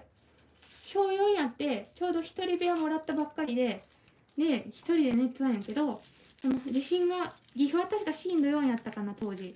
地震が起きる2分前ぐらいに目が覚めたんだよね。普段夜中に目覚めることなんてめったになかったんやけど、小学校の時。なぜか目が覚めて、で、って思ってたら揺れ出したねん。阪神大震災の時。それやっぱ、霊も知らせるし、そういう感覚でもお知らせ来るみたいなそんなんありそうな気するよな。こんばんはって。ありがとね。来てくれる方もお疲れ様です。近所の工事でお稲荷さん取り壊した時に取りつかれたらしく、1週間の記憶がなく、周りからは別人だったよって言われたことありますよ。ってことは、取りつかれ経験もありってことか。取りつくは結構レベル高そうやな。どんな感じになっとったか気になるよな。ベビークマちゃん、どれやろ。これかな。そう、これはこの前販売した時に1個残しといて、一宮を不要にしといたって感じ。私が見たバラエティ番組の座敷わらしが出る旅館、去年泊まりに行ったって。でも残念ながら座敷わらしには会えませんでした。そっか。泊まると会えることもあるんかな。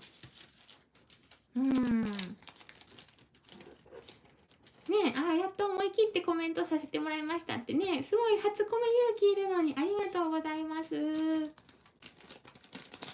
いうことで、続いてのやつも読んでいきましょう。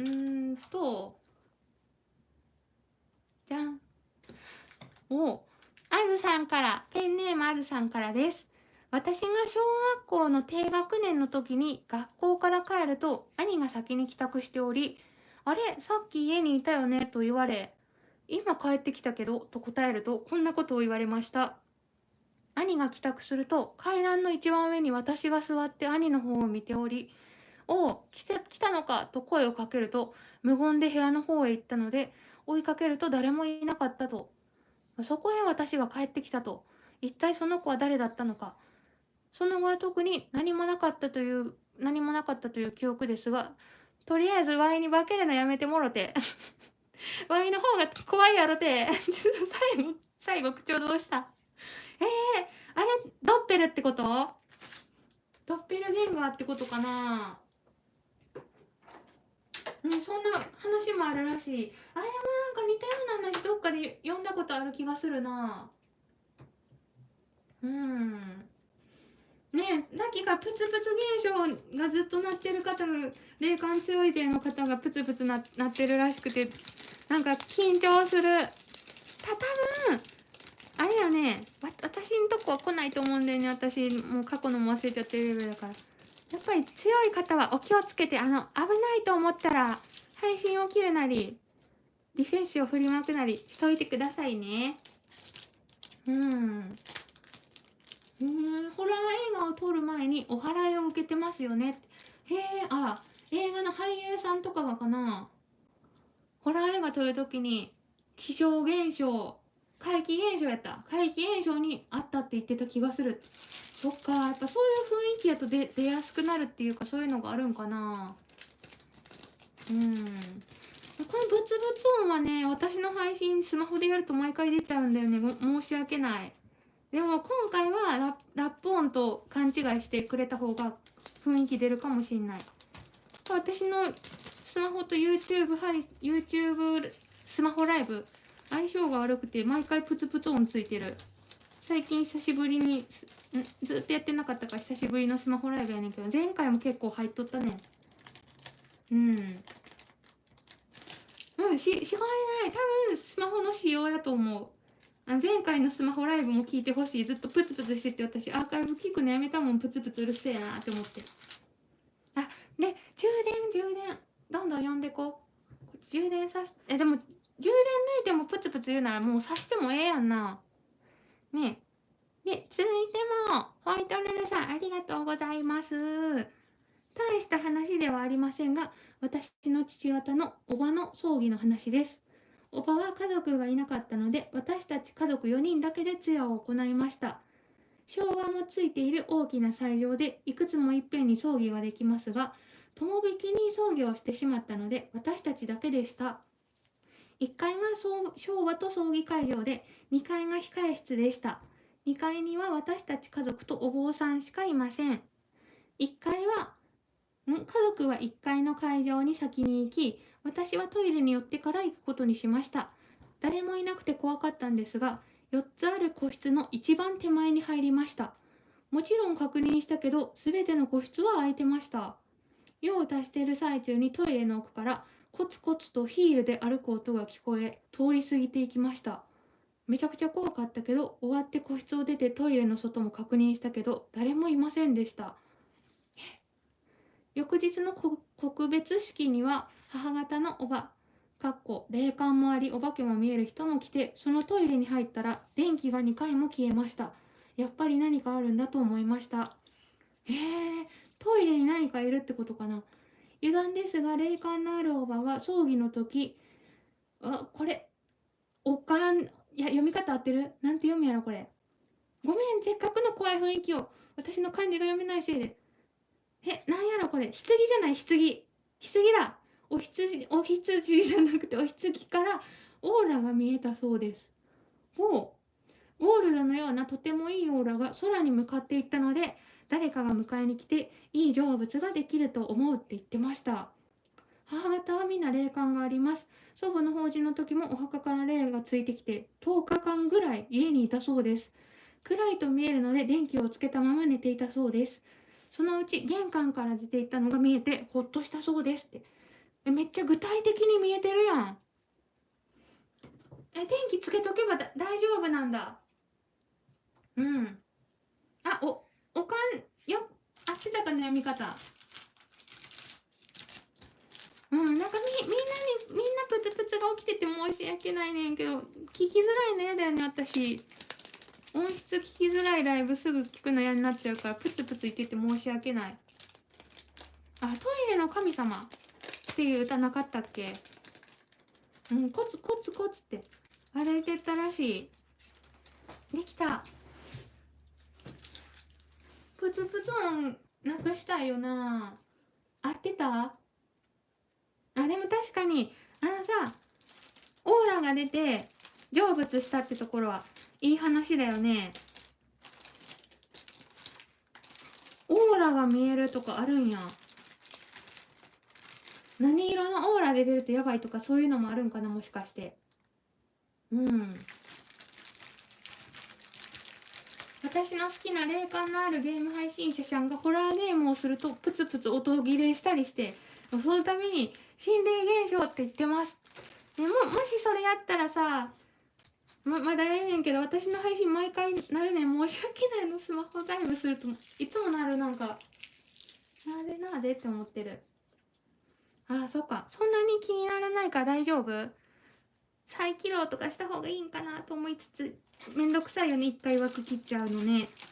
ちょっとプツプツで申し訳ないんですが、このまま続けさせていただきますね。もしかしてさ、私のこのぐらいで離れたら聞こえんとかないかな。距離近いかもしんない。声がでかいじゃん。声がでかいというか、普段横長ライブの時と同じボリュームで喋っとるねんけど、今離れとるねんけど、どう？離れたらプツプツ。逆にいい味出してる？じゃあいいかな。エフェクトついてるってことで。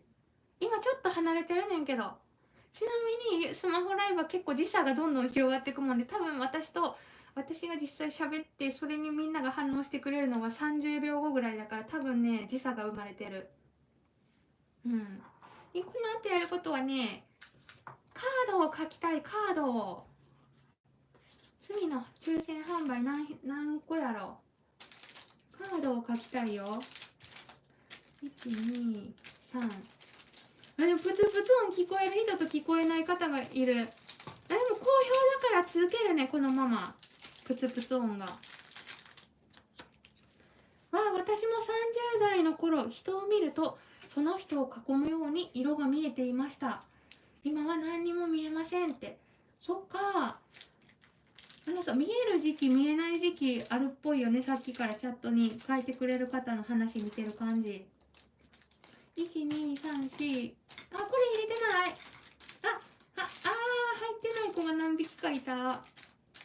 プツプツもいい味出してるらしいし、このまま続行させてもらおうかな。黒いオーラ出るとやばいとか。もうすぐ亡くなるなって方から出ちゃってるとか、そういうのも見える人いた気がする、過去に。で、続いても進めていきましょうか。大丈夫？まあでもプツプツが聞こえるから怖いって方、聞こえてる方結構いるから、仲間は多いから大丈夫だよね。作品悩んでると可愛い。気を紛らわすためにスタンプを押してるって、さっきからずっと誰か押してくれてる方はあれか、紛らわしてる民の皆さんか。続いては、病院来たで。ペンネームアイリーンさん。病院で勤務していた頃の話です。1、何個かあるか？ CT 室で撮影している時、患者さんが入室したら必ず鍵をかけるのですが、撮影中にカチッという音がすると勝手に鍵が開いていることが多々ありました。 CT 室の鍵は重くて勝手に開くということは絶対にありえないんですが、常習化しちゃってる現象ってことか。2、鍵のかかっている機械室から時々カチッカチッとマウスクリックのような音が鳴っていて、何だろうとみんなで疑問に思っていたんですが、ある日業者さんが入るので鍵が開いていた隙に覗いたら森塩が。またある時はシフォンケーキが一切れお皿に乗せられて置いてありました。それ食べたらどうなるんだろう。誰が置いたの、シフォンケーキ。それ食べたら何が起きる？そんなん私見たら食べちゃうかもしれないけど。まだある。3、当直中、天井から足音が。放射線科の当直室上の階、放射線科の当直室上の階は外来で、当然当直中なので人もいるはずがなく、そもそも上の階の足音が聞こえるはずもないのに、私だけでなく他の当直者も別の日に聞いていました。誰もいないはずのところから音がしてたってことか。日によっては複数の足音が聞こえる日もありました。病院は多いって聞くよね。これは前もコマリンライブで盛り上がったことあるね。病院の勤めてる方が。シフォンケーキ気になる。幽霊が出してくれたってこと？シフォンケーキ。それ食べたらどうなんの？仲間にされるってことかな。甘いものを置かれると勝ってしまう。そっちの方が。そうだよね。病院はやっぱ亡くなっちゃう方とかも多いから、そういう現象も多いのかもしんないよね。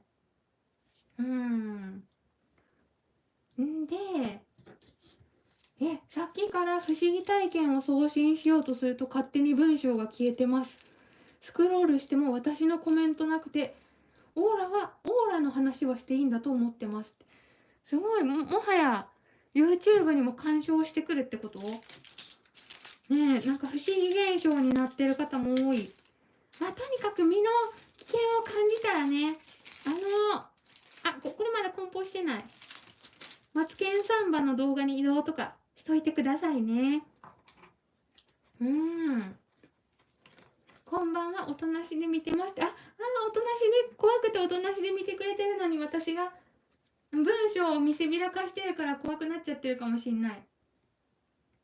前にお化けが出るから入院はできないって言ったら、看護婦こまりっこさんが大丈夫、病院の幽霊は怖くないからってでとりやないかい。確かに、なんで病院の幽霊は怖くないんやろ。私の予想言っていい？病院の幽霊ってさ、多いと思うねん。めっちゃ多いで、派閥とかあると思うねん。で、なんかあんまり出しゃばると、なんちゅうやろ、ボコられるというか、なんやろうな、ライバルが多いであんま出しゃばらないとか、そういうことじゃない？違うかな。人間の世界ってそうじゃん。そういう感じちゃうかなって予想してみたで。誰もいない部屋からナースコールはよくありました。それはね、確か前コマリンライブで、話してた時もいてた。結構私のも消えました。文章を送ろうとして消えちゃってる方が何人かいるってことかな。さっきからなぜうんね、少し失礼しまして、ありがとうございます。病院はそんな話の方向、ラウンド中に影が横切るなんて毎度のことですよ。わ、すごい。なんやろう。心強い。力強い。心強い。もう慣れてるじゃん。やっぱそっか、病院やと多いんかな。でね、過去のライブであった話やと、亡くなる方の、もうすぐこの方亡くなっちゃうなっていうのが匂いでわかるって方がいた。過去には。コマリンライブで。匂いが違くなるみたいなね。そんな方もいた。でも確かにナースコールを押してどうしたいんだろうねっていうのはあるよね。何かを伝えたいんかな。4、5、6、7、8、9、10、11、12、13、14、15、16、17、18、19、20。あ、でもこれもキーホルダーにしたいんだった、今から。ね、お化けは、じゃあ、毎日さ、お化けじゃなくて毎日病院に勤めてる方は結構当たり前って感じなのかな。ね、今看護師さんいらっしゃるかなって、いると思う。病院あるあるか気になるよね。20個できて、で、カードも書きたいし、これもキーホルダーにしたい。そうそう、強いおつぼねの幽霊とかおるで、あんま目立ったことすんなよみたいな。じゃないかなって思うね。部屋に入った瞬間におったって。そっか、じゃあもうこの方もうすぐ行っちゃうなみたいな。分かったりするのか。しまった。どんどん読んでかなきゃ。充電なくなっちゃう。私の配信が急にブツって終わったらみんな後味悪いでしょ。ちゃんと全部読みたいよね。続いては、ペンネーム、けいこさんです。これを聞いたら、あなたもトンネルを通るのが怖くなるかも。大阪で加点があり、無事に終わり、友達と滋賀に向いて、高速道路の追い越し車線を走っていました。車の中ではスマップの音楽をかけていました。トンネルに入ったあたりからカーステの音がザーって砂嵐のように私には聞こえてて、やたらとハンドルを右に取られる。なんか変。友達の声聞こえない。私の両手首を誰かにギューって持たれてる。痛いし、ハンドル右に切られるし、トンネルの壁にぶつかる。見えないのだけれど、完全にボンネットに人がいて、フロントガラスをすり抜けて私の手首を持っているとしか思えない。私は友達に助けてと言いたかったけど声出ないし、心の中で大切な友達乗せてるねん。やめて、あっち行ってと言ったら、今まで手首を持たれて痛い感覚がなくなり、やっと息もできるようになった。友達にちょっと今手首掴まれてた。怖かったと言ったら、急に喋らなくなるし、汗すごいし、どうしたんかなと思ってたと言われました。スマップの曲流れてた。ザーってなってなかったと聞くと、普通になってたでと言われました。私だけ。でも友達を無事に送ることができたしよかったけど、私はそれ以来トンネルが来るたびにドキドキしています。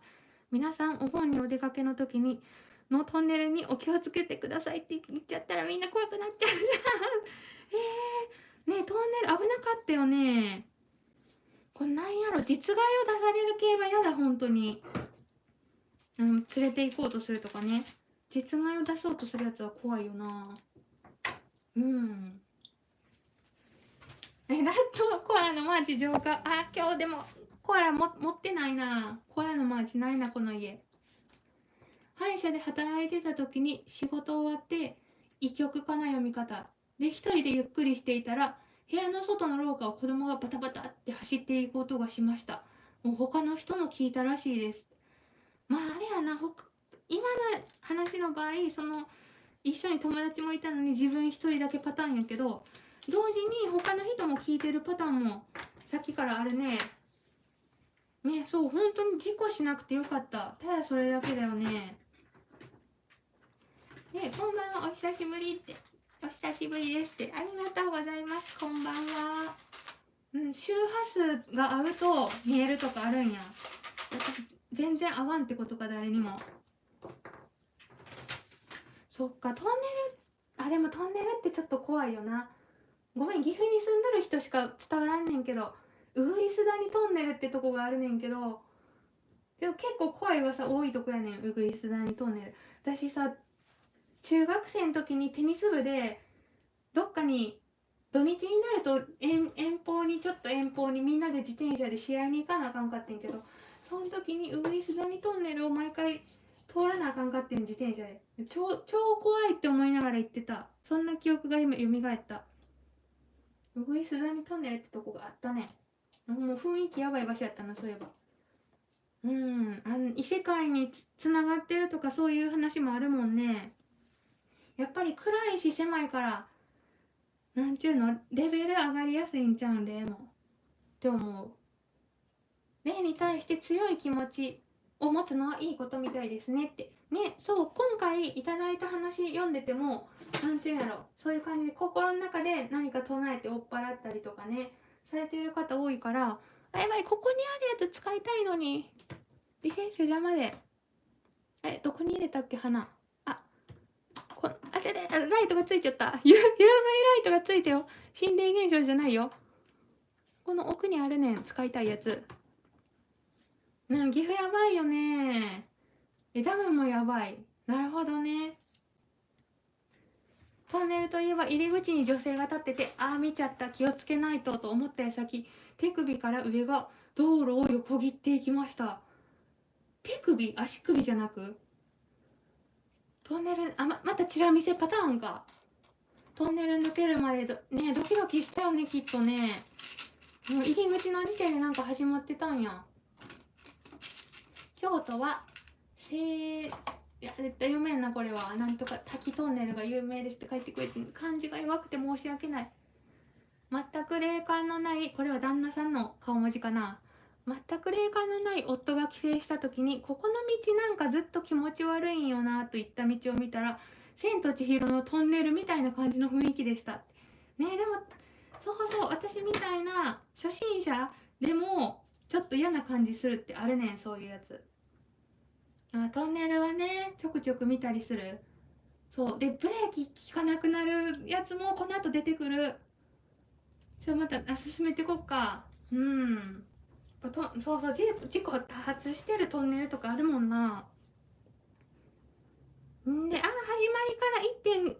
ら1.75倍速で追いかけますって。ありがとうございます。忙しい中来てくださってね。ありがとうございます。やばいトンネルいっぱい出てくる。伊勢神トンネルもやばい。朝鮮トンネルもやばい。清武トンネル。朝鮮トンネルはもう行けない場所。そんなやばいんや。伊勢神トンネルって反応してる方がいる。何人か伝わってる。怖い話で有名なトンネルをもう3月11日の地震の時通らなくちゃでめっちゃ怖かったね。あとさ、息しちゃダメとか言われんかった昔。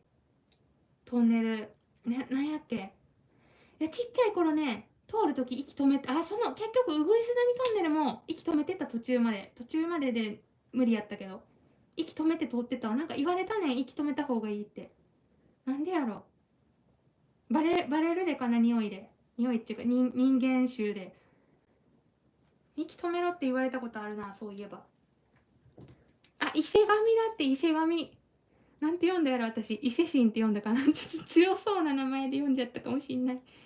伊勢神トンネル、犬鳴トンネル。ちょっとトンネル漢字むずいやつ多くてなんかムカつくな。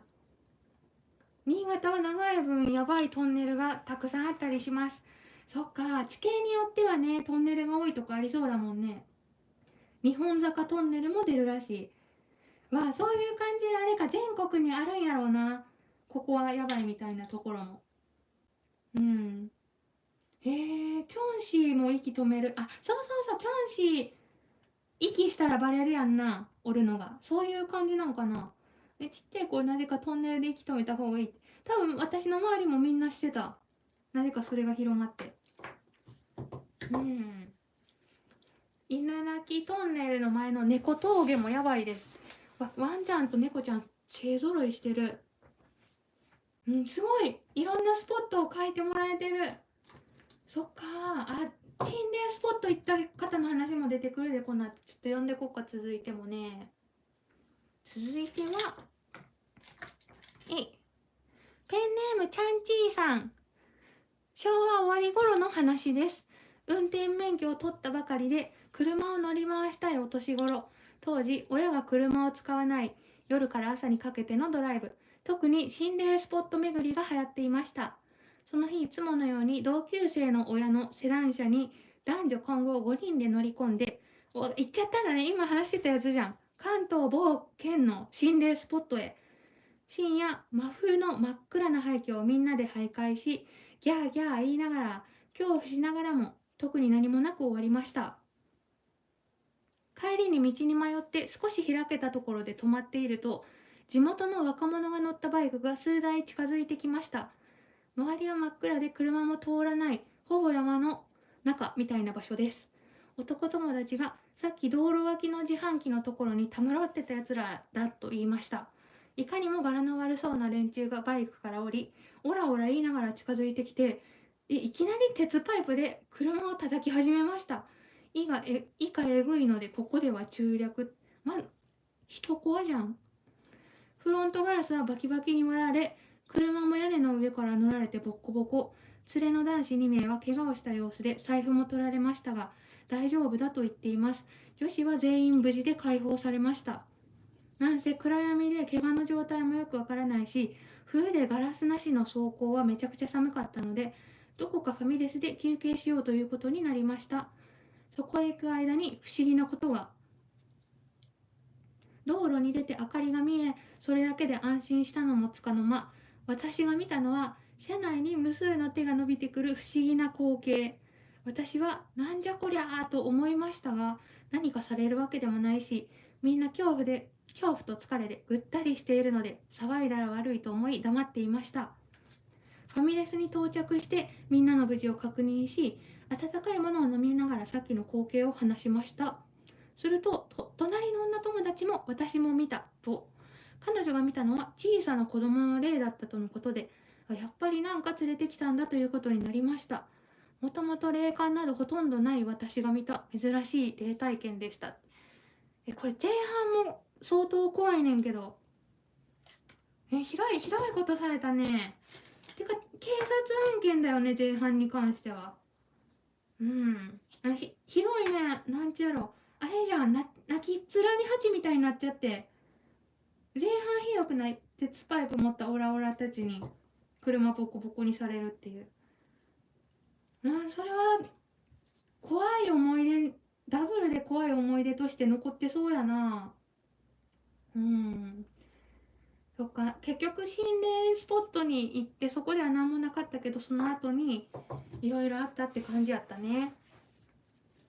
ちょっと待ってね、たくさんチャットが来ててありがとうございます。今読ませていただきますね。宮城の山形間の旧トンネルは、宮城と山形の間の旧トンネルはやばすぎらしい。義母愛子さんもお手上げしてましたね。昔さ、義母愛子さんよくテレビで撮ったやんな。何か所かお手上げしてたスポットあったよな、昔な。やばいんだろうね、相当。もう地元に名所の橋があって心霊写真撮れるって騒がれてました。そうやんな。そういうスポットがちょこちょこあるねん。怖いねんけどってなってる。大丈夫か？家の猫ちゃんが大暴れしてるらしい。大丈夫かな。トンネルって考えたら頭の中にドラゴンヘッド浮かびましたって。私もドラゴンヘッド読んだ。マグマ火山噴火のやつやっけね。友達がおかしくなっちゃうやつ読んだで、私もそれ。トンネルの中に入った途端に肩はパンパンになり、激しい頭痛。抜けて運転中の姉に話すと何とも言えない顔で、そうやろね、手が出てきたからあんたの方には向いてなかったから大丈夫と言い放ったことがありましたね。もうわらマークつけて当たり前のように話してくれてる。トンネル危ないんやな。ちょっと私さっきの話に関しては人の方が怖いかもしれん。手見えるとかちっちゃい子が見えるも怖いけど、見えるだけやったら実害ないじゃんね。そのボコボコにされるとか車破壊されるとか、そっちもうダブルで怖いって感じ。なんちゅうやろ、もうボコスカじゃんねえ。くっついてたんか。ちょっとこれはダブルで怖いお話という感じでしたね。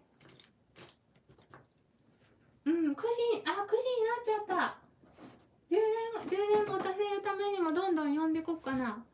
今日お風呂入れるかな、こうって言ってる。あ、今日一日ぐらい大丈夫入らずに。私それを見越して配信の前に風呂入っといたで、先に。でどんどん充電なくなる前に呼んでいきましょう。じゃん。でペンネーム、さっきからチャットに参加してくれてるね。なんか普通に見えるというおはぎクララさん、ありがとうございます。いろいろあるけど軽めだと、我が家は小3の時に家で頻繁にポルターガイストが起こってました。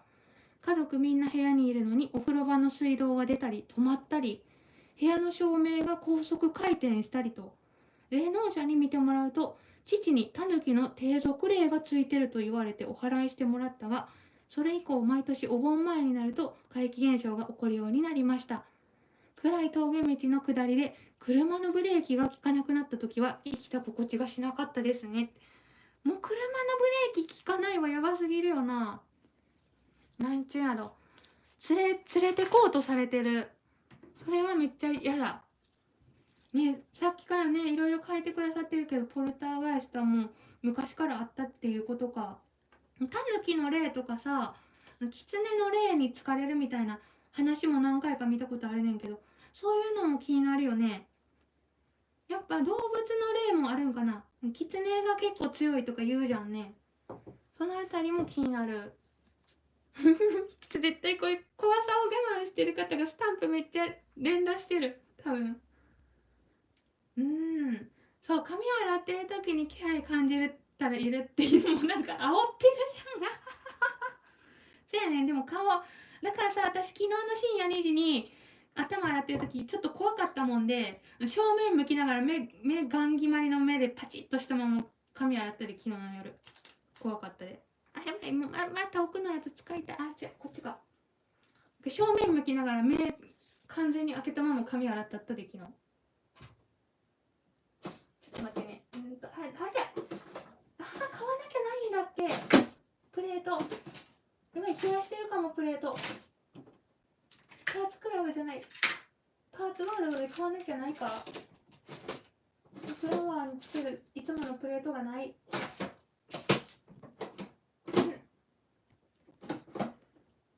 1日くらいは平気と言いつつ自分はしっかり入ってる。小森さんってやねん。でも変な汗かいてるから、せっかく風呂入ったのに臭いかも。プレートが3個しかない。今6個作りたいのに買い物しなきゃだ。なに気配ってなってるね。私も先にお風呂しましたって、すごいね。さすが慣れてる勢の皆様はもうちゃんと避ける手段を取ってらっしゃる。私も先に私も済ませてる。キツネは払えないからねって。なんかさ、私が見た話だとキツネの霊はしつこいっていうか執念深いみたいな、そんなの見たことあるで。目にめっちゃシャンプー入るで痛いけど、まあ怖いよりいいかなって思って昨日それで洗ってた。何が怖いって、鏡の前の私の裸体かなって言ってる。まあそういうのも怖いよねとか言って、年々緩くなっていくボデーラインみたいな、ね、そういうのも怖いっちゃ怖い。私はまさに今聞きながらお風呂入ってましたって、ね。でもさ、この配信さ、今リアルタイムで聞いてる方はチャットにたくさん人がいるのを感じれるじゃん。もしかしたらアーカイブで聞いてる方の方が怖いかもしれない。今ごめん、アーカイブの方ね。続いても読んでいきましょうか。出た。続いてこっくりさん来ます。じゃん。これはね、結構なかなかなんやろう、よくテレビとかで見るけど本当にあるんやって感じたお話でした。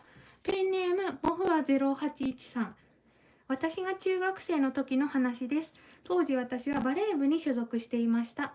このお話は休日に合同練習をするために他校に行った時のお話です。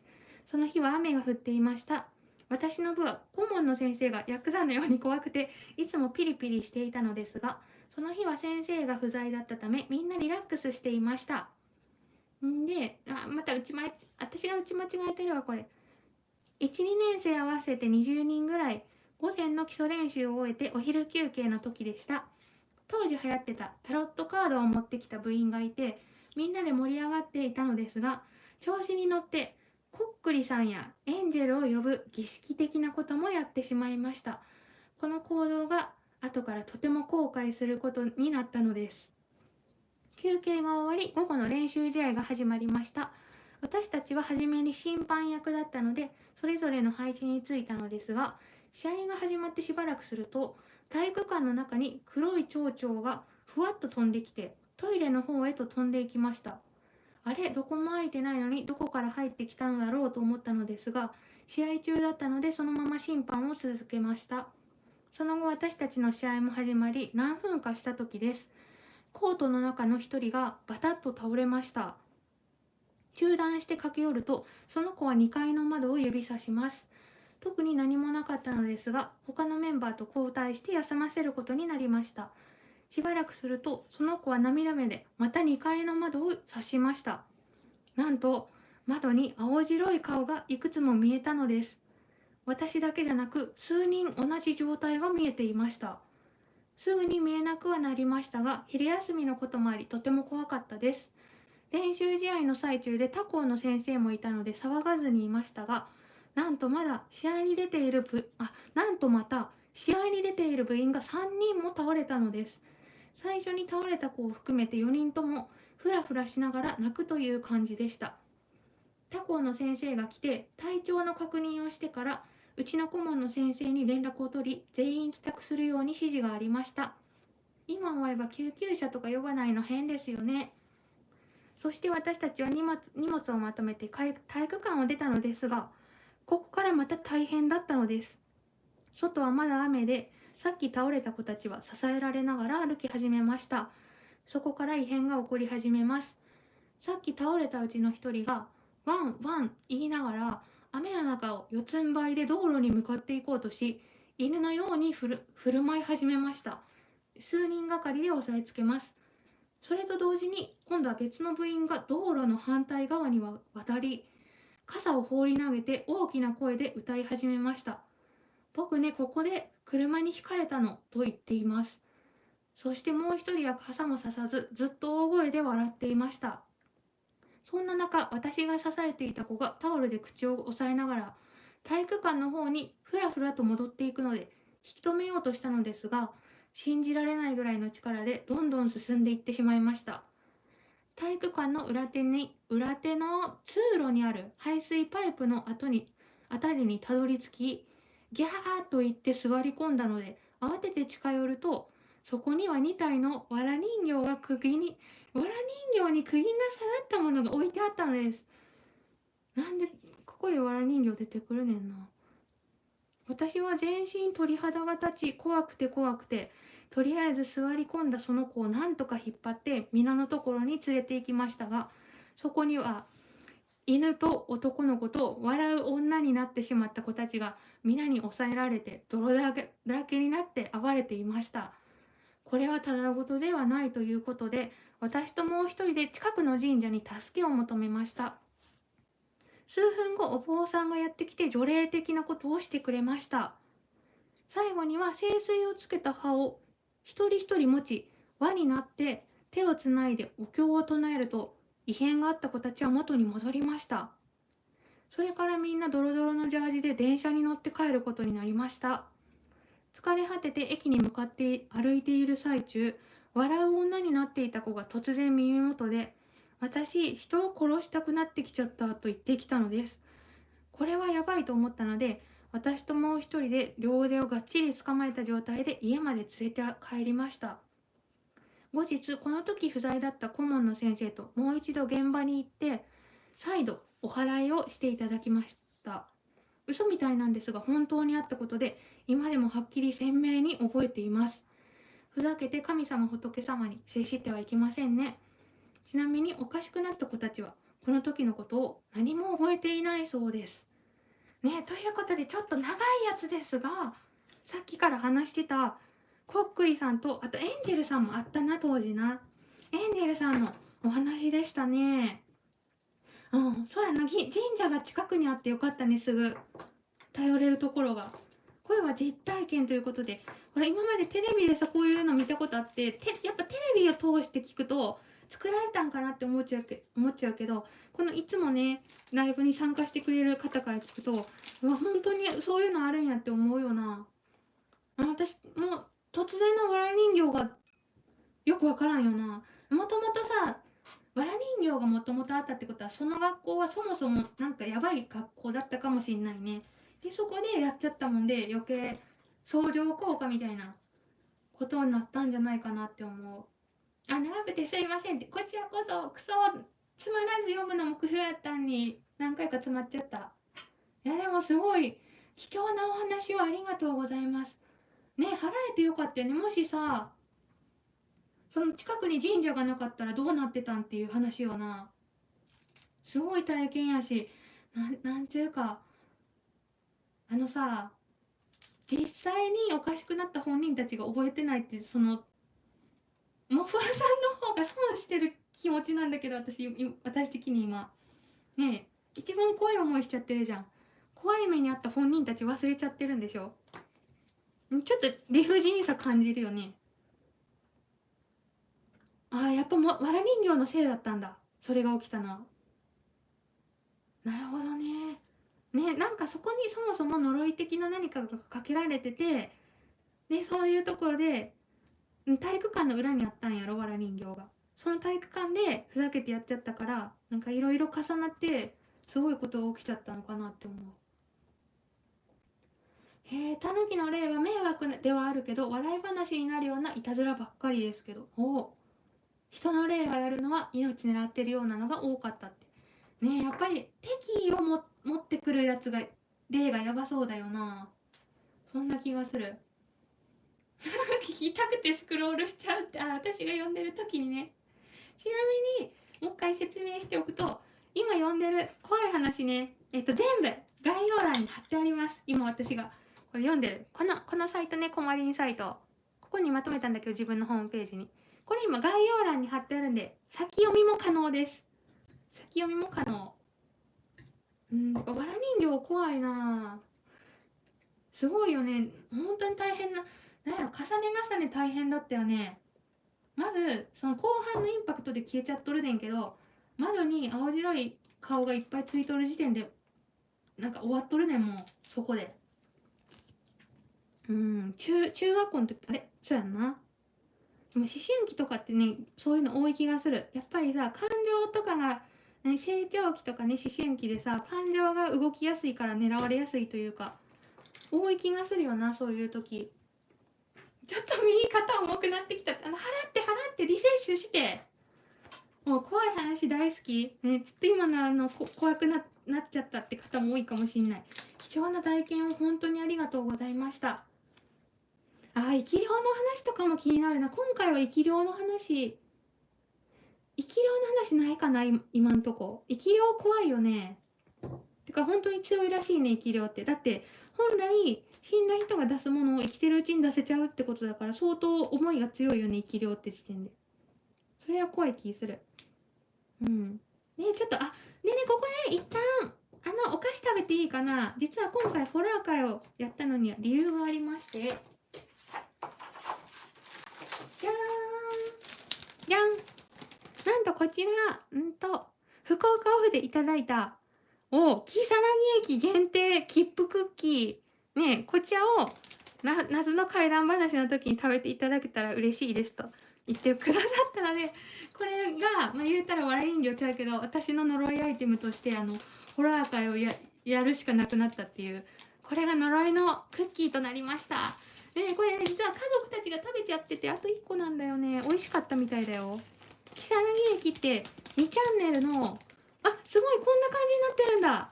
2チャンネルでね、昔流行った話で、なんちゅうやろ、存在しない駅に行った人がいたんだよね。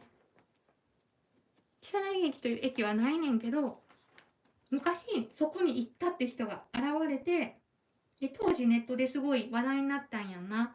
その駅が多分新浜松の近くにあるかもって言われてるんだよね。如月駅知ってる？結構昔に流行ったやつだよね。こちらをね、今日はやっとホラー界なのでいただきたいと思いますね。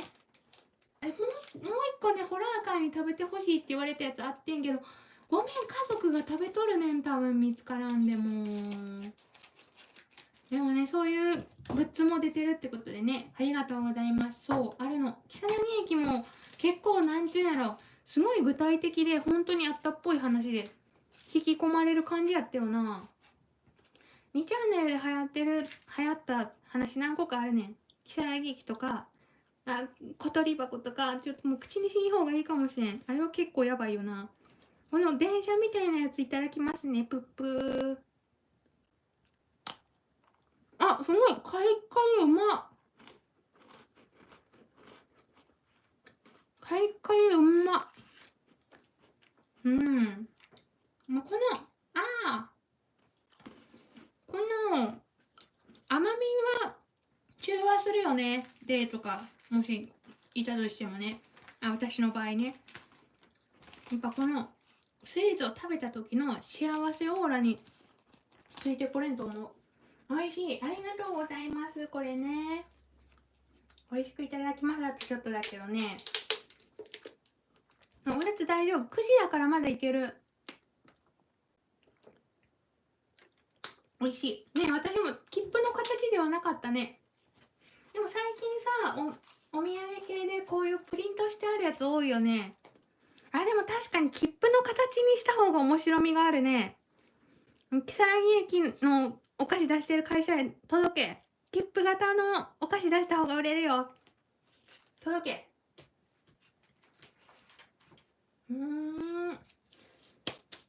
よし。ねえ、ってことで、お腹も満たされて気分すっきり爽快したところで、ね、どんどん読んでこうかな。リゾートバイトも読んだ。閉じ込められて夜ギシギシして声出していかんやつやろ。一通りネットで流行ったやつは全部読んでるかも、私。はい、続いては、ペンネーム、アッコメイドさん、ありがとうございます。私が小学5年生の時に体験したお話です。放課後音楽室の掃除当番だった私は一人で音楽室に向かいました。すると音楽室のすりガラスのところにウェーブの髪で膝下ぐらいまで長さがあり、ロングドレスのような服を着た女の人の影が見えました。ところがドアには鍵がかかっていました。誰かいたずらしてるのかと思い、開けてと何度か言ったのですが開けてもらえませんでした。仕方なく音楽室の鍵を職員室に取りに行き開けようとすると、後ろから同じ掃除当番のクラスメートがやってきました。誰も中には入っていないというので鍵を開けて中に入ると、本当に誰もいませんでした。不思議に思いつつ掃除していると、誰かが私の腕を掴もうとするかのように手を伸ばしてくるのが見えたので、誰かのいたずらかもと思って振り返ると誰もいませんでした。その後そのような体験をすることはありませんでしたが、今でも思い出すとゾクッとしてしまいます。ね、という投稿でした。実は結構学校系も今後出てくるねんけど、音楽室の中に明らか白いワンピースの女の人いたのに、後で見に行ったらいなかったっていう話だよね。そして手も見えたって。小学5年生か。またここで出てきたね。白いワンピース、膝下ワンピース、白い、なんちゅうの、量産型みたいなの。白い幽霊、また出てきたね。怖い話聞く分には楽しい、怖いけどもって。ね。そう。やっぱそういう不思議な世界もあるって思って、ほらやっぱさ、宇宙のこと考えると自分らがさ、なんちゅうの、微生物みたいじゃん、宇宙のこと考えると。そういう感じで大きい悩みもへぼく見えてくるじゃん、宇宙のこと考えると。それと一緒で、お化けの世界もあるってこと考えると、なんちゅうの、今悩んでることとか中和されるよね、若干ね。っていう感じで私は結構見てしまう、怖い YouTube とかを。でも多分これは実際見える人からしたら、ね、本当は見たくないだろうから、なんか違う感覚なんだろうなって思うね。音楽室とか怖いよな。昔見た心霊チャンネルに出てきたわら人形の代わりのぬいぐるみが某やらかし声優の担当キャラで、おそらく声優さんの顔写真釘で打たれてたっぽいなって。もう生き量を生み出すやつじゃんそれ。わら人形を釘で売ってた人がガチでいたってことだよね。それはちょっとさ、リアルコアと、人コアだね、それはね。そう、だからなんで白のワンピースなんだって、そうやねん。でも多分それはなんか、亡くなった時にレイが一番思いつきやすかった格好になるらしいから、そのせいちゃうかなっていう。今んとこそんな疑惑がある。今、さっきからね、チャットにいてくださる幽霊見える組の皆様が線香の匂いあるあるってみんな言ってる。線香の匂い。ちなみに今、我が家さ、猫好きパパが線香ブームで、線香っていうか、線香アロマって売ってない多分。お線香の、いい匂いのするお線香。あれブームでさ、猫好きパパが。今、うつ病治療中やでな。落ち着くとか言って。よくタイトルねんけど。いい匂いの線香ならうちあるで。それが何も炊いてないのに匂ってくるときは何か起きてるってことなのかな。手も怖かった。ねえ、だよね。あれかな。視界の端っこに手がファって見えたって感じで合ってるかな。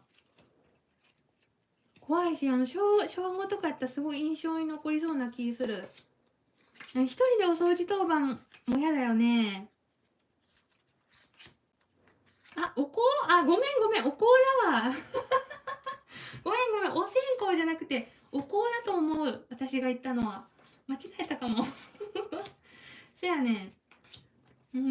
お香ブームらしい猫好きパパ。最近ね、癒しを求めて、そんなんばっかしてるから。間違えちゃった、線香じゃないや。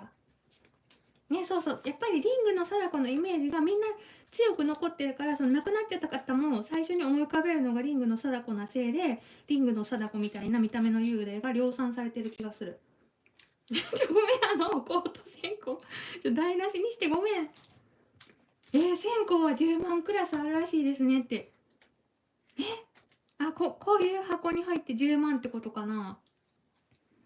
そのさ、幽霊が登場した時に匂う線香の香りは高級なやつなのか、ちょっと安めのやつの香りなのかとか、ちょっとそのあたりも気になったりする。で、続いても読んでいきましょう。充電頑張れよ。イェイ。ペンネームトムさん、ありがとうございます。私は現在とあるデイサービスで働いているのですが、職場に一番早く着いてクーラーや照明のスイッチをオンにしている時に突然テレビがついたんです。ブレーカーが落ちたわけでもリモコンを誤操作したわけでもありません。リモコンはそもそも5メートル離れたところにある棚に置いてありました。ちょっと気味悪いなと思いながらも、それ以外は特に何も起こらなかったので、利用者さんを迎える準備を始めて送迎に出ました。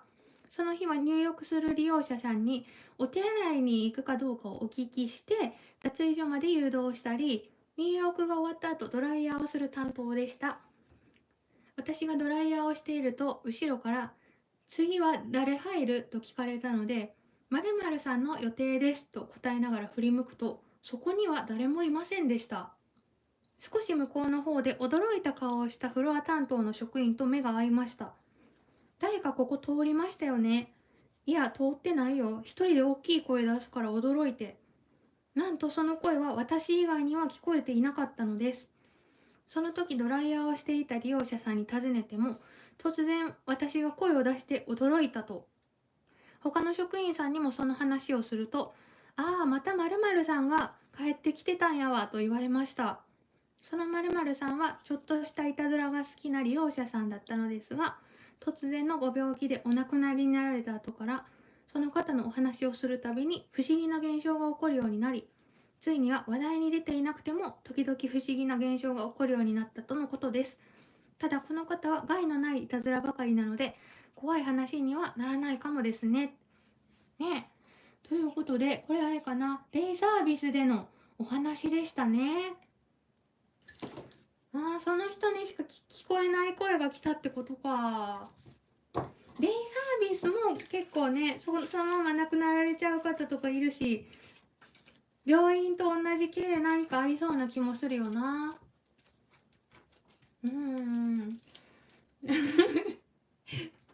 水。水を飲みまして、そう量産型幽霊、貞子みたいなやつが多分、そのよく現れる幽霊ランキングつけるとしたら、やっぱ白ワンピ1位ちゃうかなって思うねん。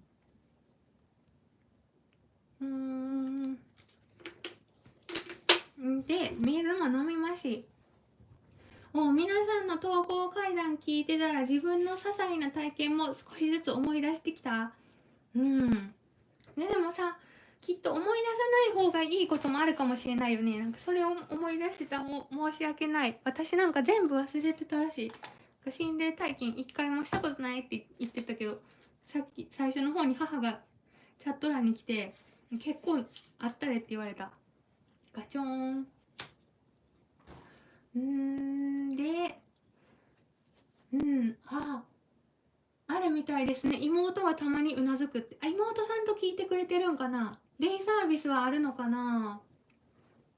さあな、楽しかったから今でも通ってるのでしょうかねって。ね、でも、元気に出てきてくれるぐらいやったら許されるかなって思うよね。いやー、トイレ行きたいって言ってる。からペットボトルでもいいよ、別に。他にも職員がトイレに行ってたら電気消されたり、それはちょっとやだ。電気消されるのはやだ。しかも今トイレ行きたいって言ってる方がいるのにトイレに行ったら電気消される話が流れていく。体操のために流してた DVD プレイヤーの取り出しボタンが押されたりしますって。そっか。ポルターガイスト系に近い、なんか、レベル2ぐらいのことが起きるってことか。いたずら好きな方やったんかな。楽しく通ってくれてる利用者さんだと来てくれる。そうなんや。じゃああれかな。どっちかというといい例ばっか来るってことかな。ちなみに今から書くのは次の抽選販売で購入した方に送るカードのイラストなんだけど、ホラー界の時に描いてるからお化けの絵描いとこって感じだよね。お化けくまちゃん描いとこ。ちょっとカードがどんどん来る。うちの会社のデイサービスもよく出るって言われてます。利用者が全員帰ってるのにフロアの椅子がガタガタ動いたり、物がテーブルから落ちたりとか、来てるんだねってみんなで言ってますって。すごいなんかもうみんなさ、受け入れてる世代っていうんかな。なんちゅうやろ、もう受け入れてるじゃんみんなね。心に余裕がある対応だよねみんな。もっと可愛くしたい、もっと可愛くしたい。とりあえず浮かしたいじゃん、床から。見えてないかなってて。もっとお化けらしい、ここになんか、よだれかけとか追加したりしたい。可愛いお化けにしたい。お化けくま。自分が亡くなってるの気づいてない時もあるみたいですよ。それも聞くよね。今隣の住人が叫んだのが一番怖かった。人間怖い説あるよな。なんで叫んだんだろうね。お化け、綴り書いてるときは集中しなきゃ。よく間違えるからね、私。で、続いても読んでみようか。さっきから参加してくれてる。続いては体調のお話です。あれはもう20数年前、祖母の初盆、ちょっと待って。初盆じゃないねん、読み方これ。先週のライブで違っとったね。初盆じゃないやろ、これ。ウイ盆じゃない？違ったっけ？読み方。なんかあるねん、これ。初盆じゃない？ウイ盆かもしれん。の夜の出来事。眠れなくて夜中に夫と近くの自販機まで散歩がてらコーヒーを買いに出た。街灯は自販機の明かりのみで、周りは山々に囲まれ、隣の家までは少し距離があった。コーヒーを買って歩いていると、2人しかいないのに後ろから気配を感じた。振り返らない方がいい。だって後ろにいるのは1人ではなく数人。父さん振り返っちゃダメだよ。そう言うと、足音は私たちの右側の石段の上に。普段霊感がない夫が、どこにいるかわかると言い、足早に祖母の家に戻った。ね、これはさっきから結構いろんな方が書いてる気配を感じるってやつだよな、きっと。これ歩いてる時に気配感じて、日頃から見てる体調はすぐ分かったけど、見てない旦那さんも分かったってことか。この気配系は多分投稿今回の大盛りはあんまりなかったけど、今日のチャット見てる感じ結構気配は感じれる方が多い気がしてる。そんな気がするよね。しょぼん、そうそう、私間違えてしょぼんって呼んだやつだ、先週ライブで。発音もしくはウイボン、地域によって読み方違う疑惑があってん、結局。そうでも文章書くの間違えたら嫌だからイラストばっか書いてこっかな。これ今から20枚書きたい。関西は発音かな。ね、そのしょぼんは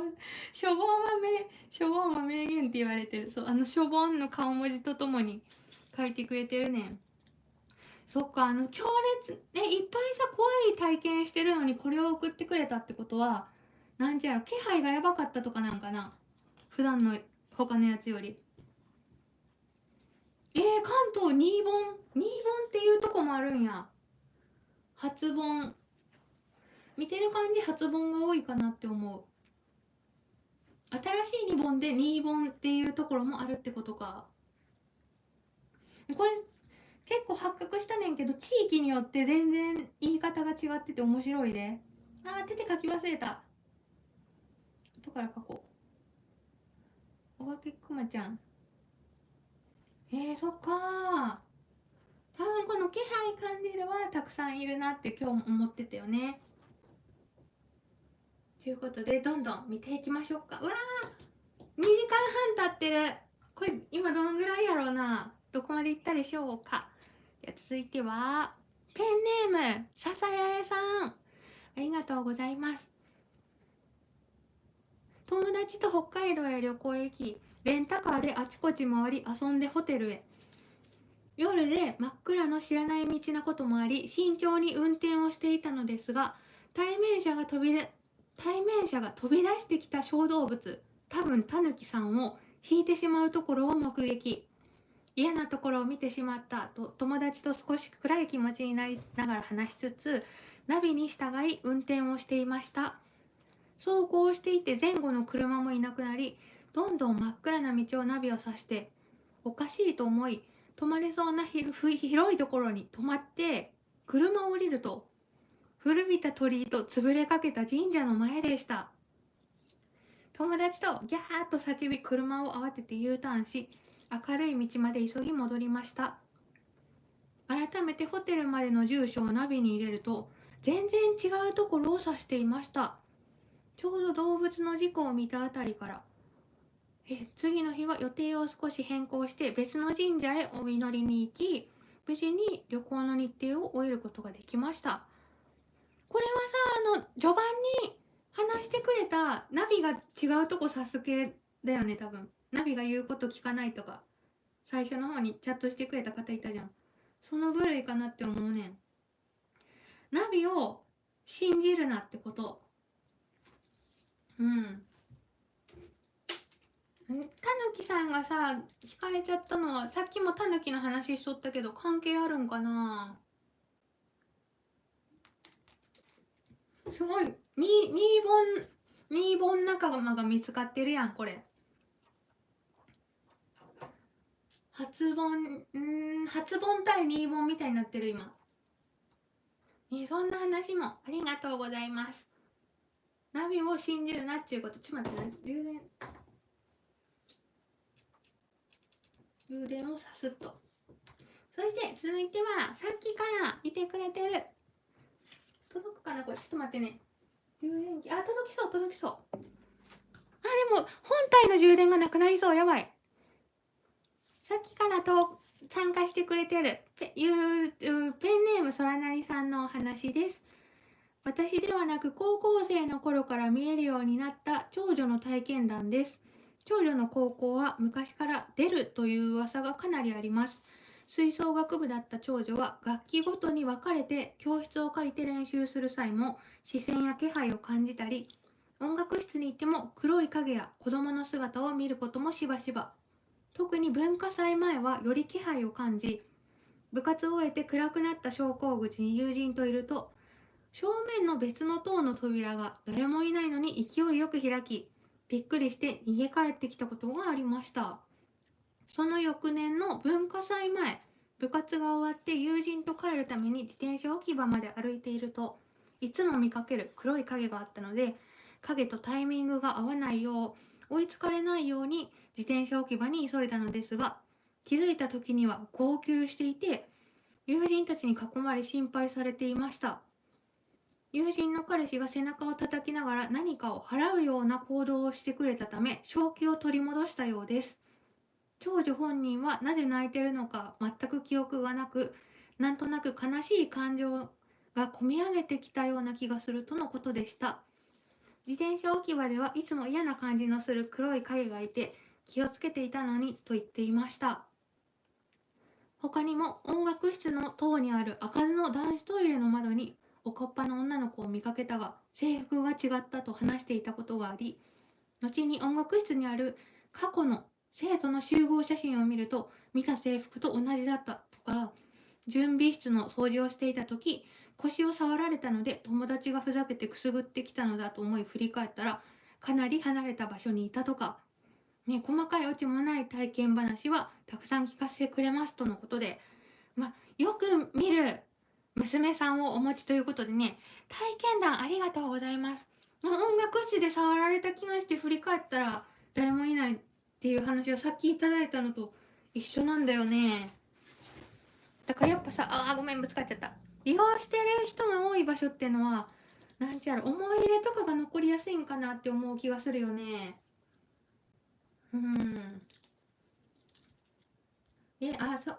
時差ついてきて、ちょっと前のとこ読ませてもらって申し訳ないねんけど、昔のナビって海の中走ったりしてた。そうだよね。最初のナビが出だした最初の方めちゃくちゃやったよな。今は、今はだいぶ精度高くなったんかな。でもね、私、たまに淡路島の山の方までドライブするときあんねんけど、淡路島の山の中めちゃくちゃになるで。一番人気がない場所というか、あの部分はめちゃくちゃになるで、ナビ。パソコン見てたら画面がジャミジャミになったって何？ジャミジャミって何？ジャミジャミって初めて聞いた擬音かもしれない。でも今日はね、なんかね、プツプツ音がなっちゃってる方とか、文字を打ち込んでもチャットに反映されない方が続出してて怪しい気配はあるって感じ。ざわざわしますねって。そっかー。カエルくわえて帰ってくる猫ちゃん怖い。でもこの時期カエルっておるんかな。我が家の家の前の野良猫はもう毎日セミ献上してきてほんとやだ。最近ちょっとセミ減ってきたから減ったかな。めっちゃセミ持ってくるねんけど。そう、学校ってなんでそんなにたくさんいるんかなって思うよね。確かに学校ってめちゃくちゃなくなってはない気がするよな。まれに事故で亡くなっちゃう人、やっぱり思い入れちゃうかな、思い入れ。もうそこで、でもそこで亡くならんとそこに電気がするもんな。大体さ、私のこういう買い物した時についてくるカードね、どんどん後の方になるほど絵上手くなってくねん。序盤のやつバランスおかしかったりするで、私のクマ。バランスほら、ちょっと良くなってきたの分かるかな。分かった。ここにツボとか書いて、なんかツボから出てくるやつみたいにしたい。ここにツボとか書いて、ツボ、こんなやつ。ツボを書いてお化けにして、ツボから出る系の。じゃーん。セミ犬所、子供たちも寝ちゃって一人になってきてしまったら急に怖くなってきたので離脱しますってね。ありがとうございました。もうあれだよ、少女漫画とかときめき系の漫画とか読んで気分をね切り替えてね。私昨日久しぶりにガッチガチの少女漫画、純愛系の漫画読んじゃって面白くなっちゃって止まらなくて4時まで読んでた昨日の夜。たまに読むといいね。なんちゅうの、心洗われるっていうか、もう一生来ないもう一生こんなんないなみたいな。学校は子供たちが楽しいと感じる場所だったり、いろんな思いをしてる子供がいたりするので寄ってくるんだと思われる。ね、だってさ、中学校の時の思い出ってほとんど中学校の思い出じゃない。中学校の年頃の思い出。うん、思念が渦巻いてそうです。そうやねん。で、でも、このスクロールバー見てる感じ、あと3分の1ぐらいかな。ということで読ませていただきます。続いてはペンネーム、ちてまるさん、ありがとうございます。今は亡き祖父が闘病中に起きた話です。病院のベッドで祖父がおかっぱの女の子が自分の上に乗っていて重いからどかしてくれ。掛け布団ごと剥がしてくれと何度も言うのですが、私たち家族が見ても誰も乗っていませんでした。病気や薬のせいかなとも思っていたのですが、お墓参りに行った近所の方が我が家の墓石の上に石が乗っているよと教えてくれたので、その石を取り除いてみたところ、祖母の上に乗っていた女の子もいなくなったそうです。ご先祖の女の子で墓石か、宝石じゃなくて墓石じゃない。今気づいて、ごめん、もうまたやっちゃってるじゃん。ご先祖の女の子で墓石にいたずらをされていることを伝えに来たのかもしれませんねって。ね、また伝えてくれてる系じゃん、これもね。不思議やな。墓石の重みを本人が、でもまだ闘病中なのに感じるってことか。自衛隊は階段あるある。自衛隊は怖い話多いんかな、もしかして。うちの施設も老犬なんですが、施設は昔のお墓の上に立ってます。さやな、ちょっとデイサービスとかは割とさ、そういう場所に建てられてるとこも多いっぽいよね。それは何かの動画で見たことあるな。なるほどね。学校とか病院って昔のお墓の上に立ってるって話ありますよね。ね、多分家建てちゃうと安く売らなきゃいけなくなるから、そういう、なんちゅうやろ、施設を建てるんかなって思うよね。私の中学校は第五校舎が木造で、戦時中、戦士さんの待機場所でよく出てたみたいです。そっか、そういう場所はいそうだもんね、たくさんね。今お祓いして解体されてますね。なんかさ、でも私思うねんけど、その原理でいくと関ヶ原とかやばいんちゃうんって思うねんけど、そういうのは関係ないんかな。なんちゃやろ、この地域明らかめっちゃ死んでるじゃんって場所あるやん、たまに。言い方よ。めっちゃなくなってるじゃんって。私去年の夏かな、関ヶ原観光に行ってきたねんけど、戦場の跡が見たいとか言って。そういう場所はめちゃくちゃ多いってことになっちゃうねんけど、実際にさ、その見える系の皆様はさ、関ヶ原とか行くとやばくなっちゃったりするんかな。そういうのも気になったりするで。ね、でもそう、伝えてくれる系はさっきから登場するけど、すごいよね。続いては看護師さんのお話ですね。ペンネームエミリンさん、ありがとうございます。もともと若い頃から霊感体質で金縛りや不思議な体験は多くありました。看護学校時代のお話です。その日は病院実習で担当の患者さんが亡くなりました。実習として死後の処置というものがあります。看護用語ではエンゼルケアと言います。お体をきれいにさせていただくケアですが、その処置を指導係の看護師さんについていただき、ケアをしました。私はその日実習が終わり、職場での夜勤がありました。翌日勤務を終えて自宅で休んでましたが、しばらくして金縛り状態になりました。すると私のベッドの周りをぐるぐると何かを叩きつけながら歩いている気配が。飲食店でお持ち帰りをするときにもらうパックを叩きつけているような音です。目を開けて見ようとしますが身動きが取れません。部屋の中が明るかったのだけは覚えています。しばらくそれが続いて金縛りが解けました。初めての担当患者さんの死に直面し、かなり感情移入したせいなのか、当直明けで疲れていたからなのでしょうか。ね、ということでした。この音の例えがすごい分かりやすいね。飲食店でお持ち帰りするときにもらうさ、揚げ物とか挟む透明なやつでしょ、きっと。ワゴンペチンって止めるみたいな。あれみたいな音がしたらしい。もしかしてさっきからさ、チャット欄で出てきてるラップ音ってやつ、こういう感じの音ってことかな。うん。そういうのがあったということでした。まあそうだよね。なんかそういう感じで、脳に残ってるじゃん。今日見たものがね。そういう状態だと余計なりやすいってのはありそうな気がするよな。あ、ご飯終了で戻ってきてくれてる方もありがとう。あ、やばいところには行かないってことは、もう関ヶ原とか行かないってことか。でもちょっとやっぱね、独特な雰囲気はあるよね、あの辺り。街自体が。ね、いろいろ見てきたで。関ヶ原はいろいろ感じる人多いらしいで、あ、母が戻ってきてる。去年の夏行ってきたじゃん、私。日暮らしがいっぱいないって言って、なんか夏っぽくてよかったけどな、すごい。ねえ。お墓に何かあると伝えてくる。あ、さっきのお話ね。そのパターン結構ある気がするよな。もう自衛隊は自丸した人も多いので、幽霊に話しかけられたとか、生々しい話を聞きました。ね、そう、今ね、チャット欄に元自衛隊員の人がいることを私は知っている。いろいろあるんかな。関ヶ原は高速で通ると友達も私も気分が悪くなり、雨が降ります。うわ、そっか、でも、そうそう、米原から関ヶ原、すごい降るよね、あそこね。やっぱ気分悪くなるとかあるんや、それは。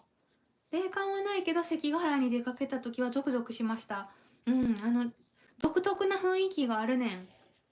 関ヶ原は今刀剣乱舞とコラボで行く予定って、あ、行くしかないな、それは。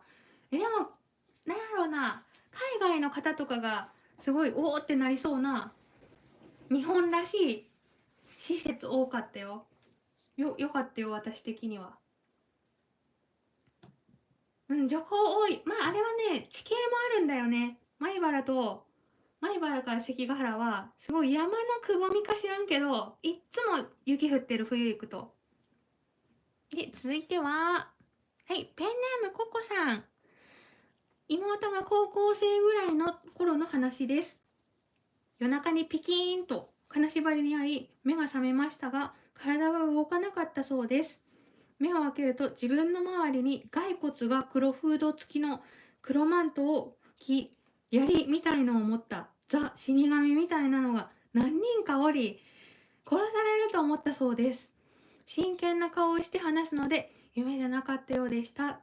ね、でも一緒なんでね、さっきの方と金縛りにあって、目が覚めたけど体動かず、あ、でも目は開けれたんや。もはや目開けれない方がいいレベルだね、この金縛りにあった時。でも開けたくないのに開いちゃうパターンとかもあるかもしんないけどね。もう金縛りからの見えちゃう方は結構多いかなって思うねん。関ヶ原のテーマパーク、関ヶ原メナードランドじゃない？違うっけ、名前。あ、違うかな。昔岐阜のね CM 流れてた気がする。私は行ったことないけど。川中島の合戦場、実家近いから行くけど何にも感じないよって。せやねん、私も関ヶ原いいやんって思いながら見て帰ってきたねんけど、やっぱ何にも感じに人はなんちやろう、ラッキーかもしんないよね。そのさっきから関ヶ原だと感じちゃうって方もいるのを見るとね。それにそういうのもあるよなって感じ。もう行ってみたい。でも普通に通るよね。なんちやろ。前原から岐阜行こうとすると通らんといけんみたいな、そんな気がする、関ヶ原。あ、メダルランドでいや、全然言えん。メダルランドでやっとった。懐かしい。やった、当たった。ね、ということで、どんどん進めていきましょう。ここからペースを上げていきましょう。充電なくなるんでね。続いてはペンネーム、探索猫さん。当時地元の大阪で付き合っていた彼氏と一緒に暮らすことになり、新築未入居の 3LDK に住んでいた時の話。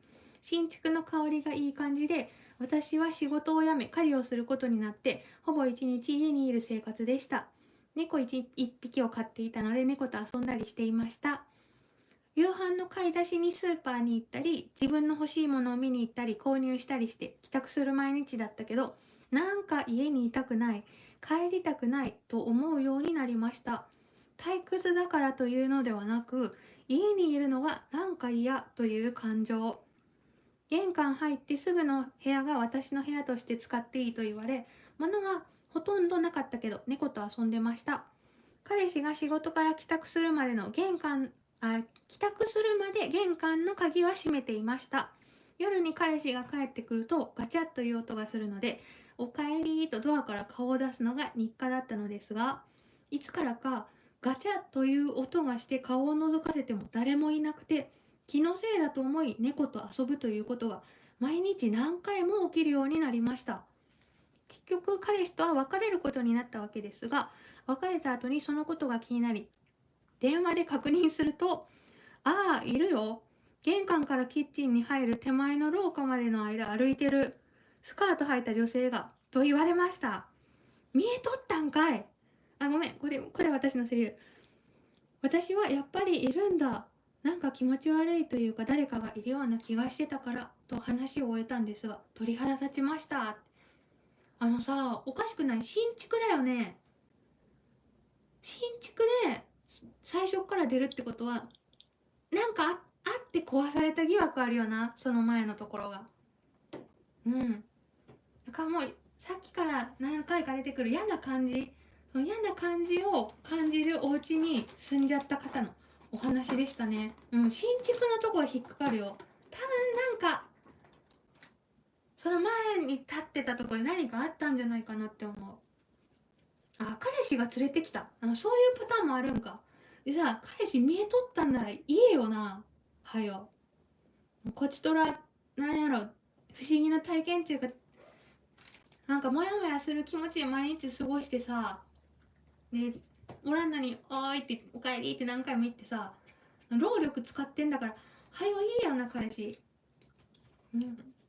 なるほどね、怖い。そう、いたんかいってもう言いたくなっちゃった思わず見えとったんかい。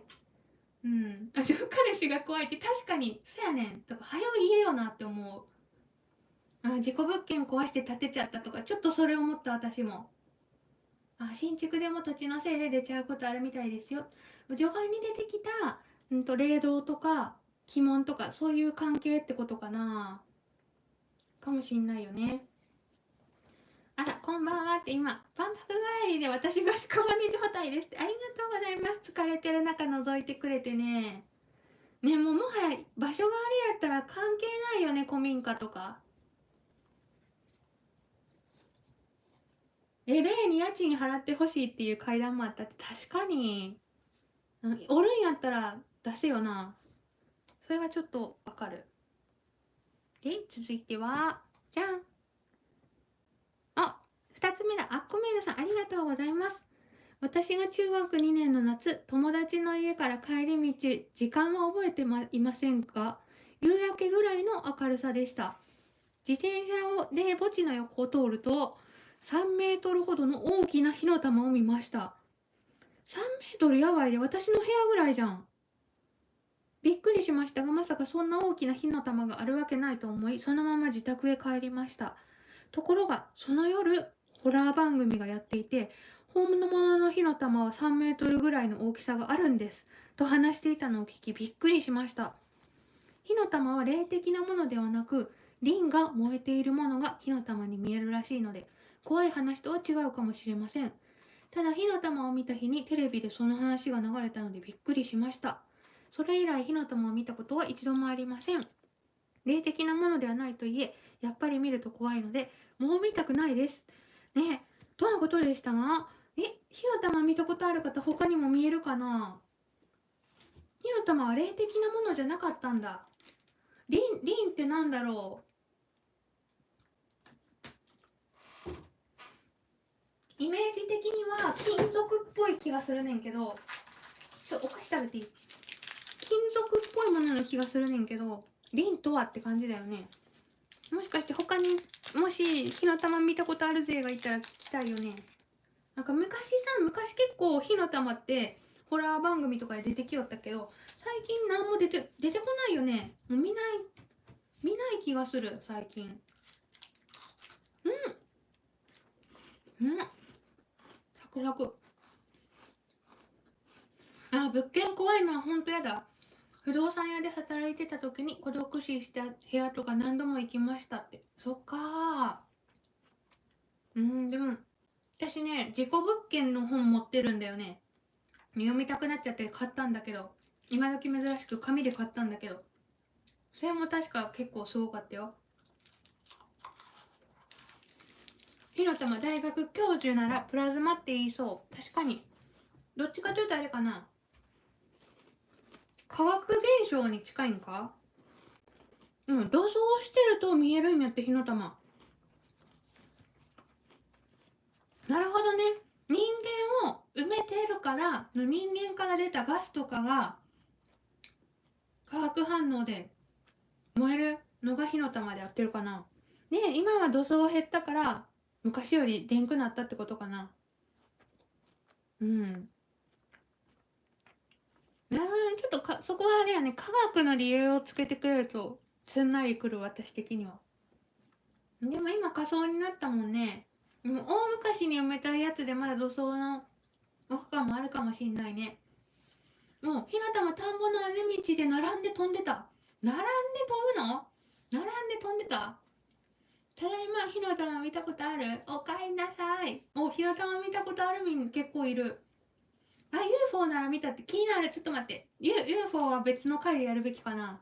私、宇宙人系の話も聞いてみたいな。UFO 見たことある方いるかな？ UFO 気になるよ。そう、事故物件の映画とかになってたよな、確かね。あ、やたら家賃が安いやつは要注意だって。なるほどね。火球って読むんかな、これ。火球っぽいのはあるけど、ぼーっとしてたらさーっと流れていったなーって。火の玉とはまた違う何かがあるんかな。あ、リンフォー見たことある。2人目登場。もうリンは骨の成分の一つですって。なるほどね。ってことはやっぱその土に土葬された方の骨から出た成分が、この尻尾かくの下手やな、さっきから。あ、違う、壺の中に入れたかったんやった、これ。そう、人が腐敗して出たガスとかってね、そういう説明されるとすごいしっくりきちゃうかもしんない。あ、こんばんは、外出してて出遅れたって。ね、さっき読ませていただきました。ありがとうございました、ご応募ね。なんだっけ最後にツッコミも入れてくださって。待って待って、UFO 見たことある人結構いる。UFO は結構私はね、見たことないんだけど、興味津々って感じ。広い宇宙追ってもおかしくないなとは思ってる。そっかどんどん読んでかなきゃね。次トンネル、またトンネル来るで。はい、続いてペンネームタレミミさん、ありがとうございます。私は霊的なものは見えません。ただ、ごめん、私が消しちゃったな、これ間違えて。普段だね、きっと。ただ普段、ここは今行ってはいけない。今振り向いてはいけないと昔から思うところがあります。これね、さっきからたくさんいるよね、チャットにもね。これは田舎に帰った時の話です。母方の実家からお墓まで歩いて行ける距離なので、いとこやいとこの子供15人ぐらいで喋りながらキャッキャと歩いていました。すると不思議なことに、目の前に見たこともないトンネルが現れました。全長約30メートルほど、学校のプールぐらいかな。そして外で明るいので、普通だったら通れる雰囲気のトンネルです。しかしすごく嫌な予感がして、母にここは通れない、通ったらあかん気がすると言うと、ここ通らなお墓行かれへんよ、みんなおるから大丈夫やろと言われ、仕方なく入った瞬間、腰の周りに手を回されるような感覚がしました。歩き始めると見えないお方は立っているのではなく、私の腰に手を回して体は地面をずるずると引きずっているようで、とても重く感じました。ああ、終わったと思い、仕方がないのでそのままお墓参りをして、またそのトンネルを通り実家へと向かいました。そのお方はずっとずるずるとついてきていて、どうしようと考えていると、実家に入った瞬間、パッと腰が軽くなり、見えないお方はいなくなりました。その後、いとこにそんなことがあったと話すと、昔そのトンネルの横には大きな木があって、そこで町長さんが首をつって亡くなったという場所だったそうです。もしかして町長さんが何か言いたかったのかもしれません。また後日、占いの方から母方のおじいちゃんとおばあちゃんが私を守ってくれているという話を聞きました。もしかして家に入ってくるなと払ってくれたのかもしれないと思いました。ね、という出たトンネルからまさかの連れて帰ってきてしまったお話でした。しかも引きずりながら。ね、しかも普段は霊感とかないけど、ちょっと嫌な雰囲気を感じる。でも嫌な雰囲気感じる時点であると思うねんな、霊感。だって私嫌な雰囲気あんま感じないからな。その時点でちょっとある気がする。アーカイブ残りますよ。ただね、すごいプツプツ、ごめん、もう一回さ、またプツプツ言い出すっていうか、もう刺さなくてもなるから充電さすね。これ今撮影してる方のスマホが充電なくなるやもん。あれも、こっちのやつ刺した方がいいかもしんない。これ充電させていただきますね。なくなっちゃう、こっち。トンネル怖いね。怖いってなってる。ね、そうそう。でも最後のさ、ご先祖様が守ってくれたって話がすごいいいよね。守ってくれてるんやって思うと嬉しくなるよね。トンネル怖い。今充電器さしちゃったからまたプツプツ言い出したらごめんね。そう、やっぱりご先祖様すごいし、私もちゃんと守りたい孫とか、孫まだおらんけど、娘とか死んだ後に守りたい。強い意志を持って死んでいきたいな。ちゃんと守るぞって思いながら。だってやっぱお墓参りは大事だよね。死者って忘れられるのが一番悲しいっていうか辛いらしいから、お墓参り大事だよなって思って、私も最近ちゃんと忘れる前にある程度時間が経っちゃったら行くようにしてる。ということで次も読んでいきましょう。じゃん。隊長、またありがとうございます。冬の真夜中、ふっと目が覚めた。枕元に誰かいる。寝たふりをしてしばらく様子を伺うと、私の横にスーッと動くのが分かった。窓は全部閉めているのに、そして布団をちゃんとかぶっているのに、頭の方から全身に冷たい風が流れる。私ではあなたを救えない。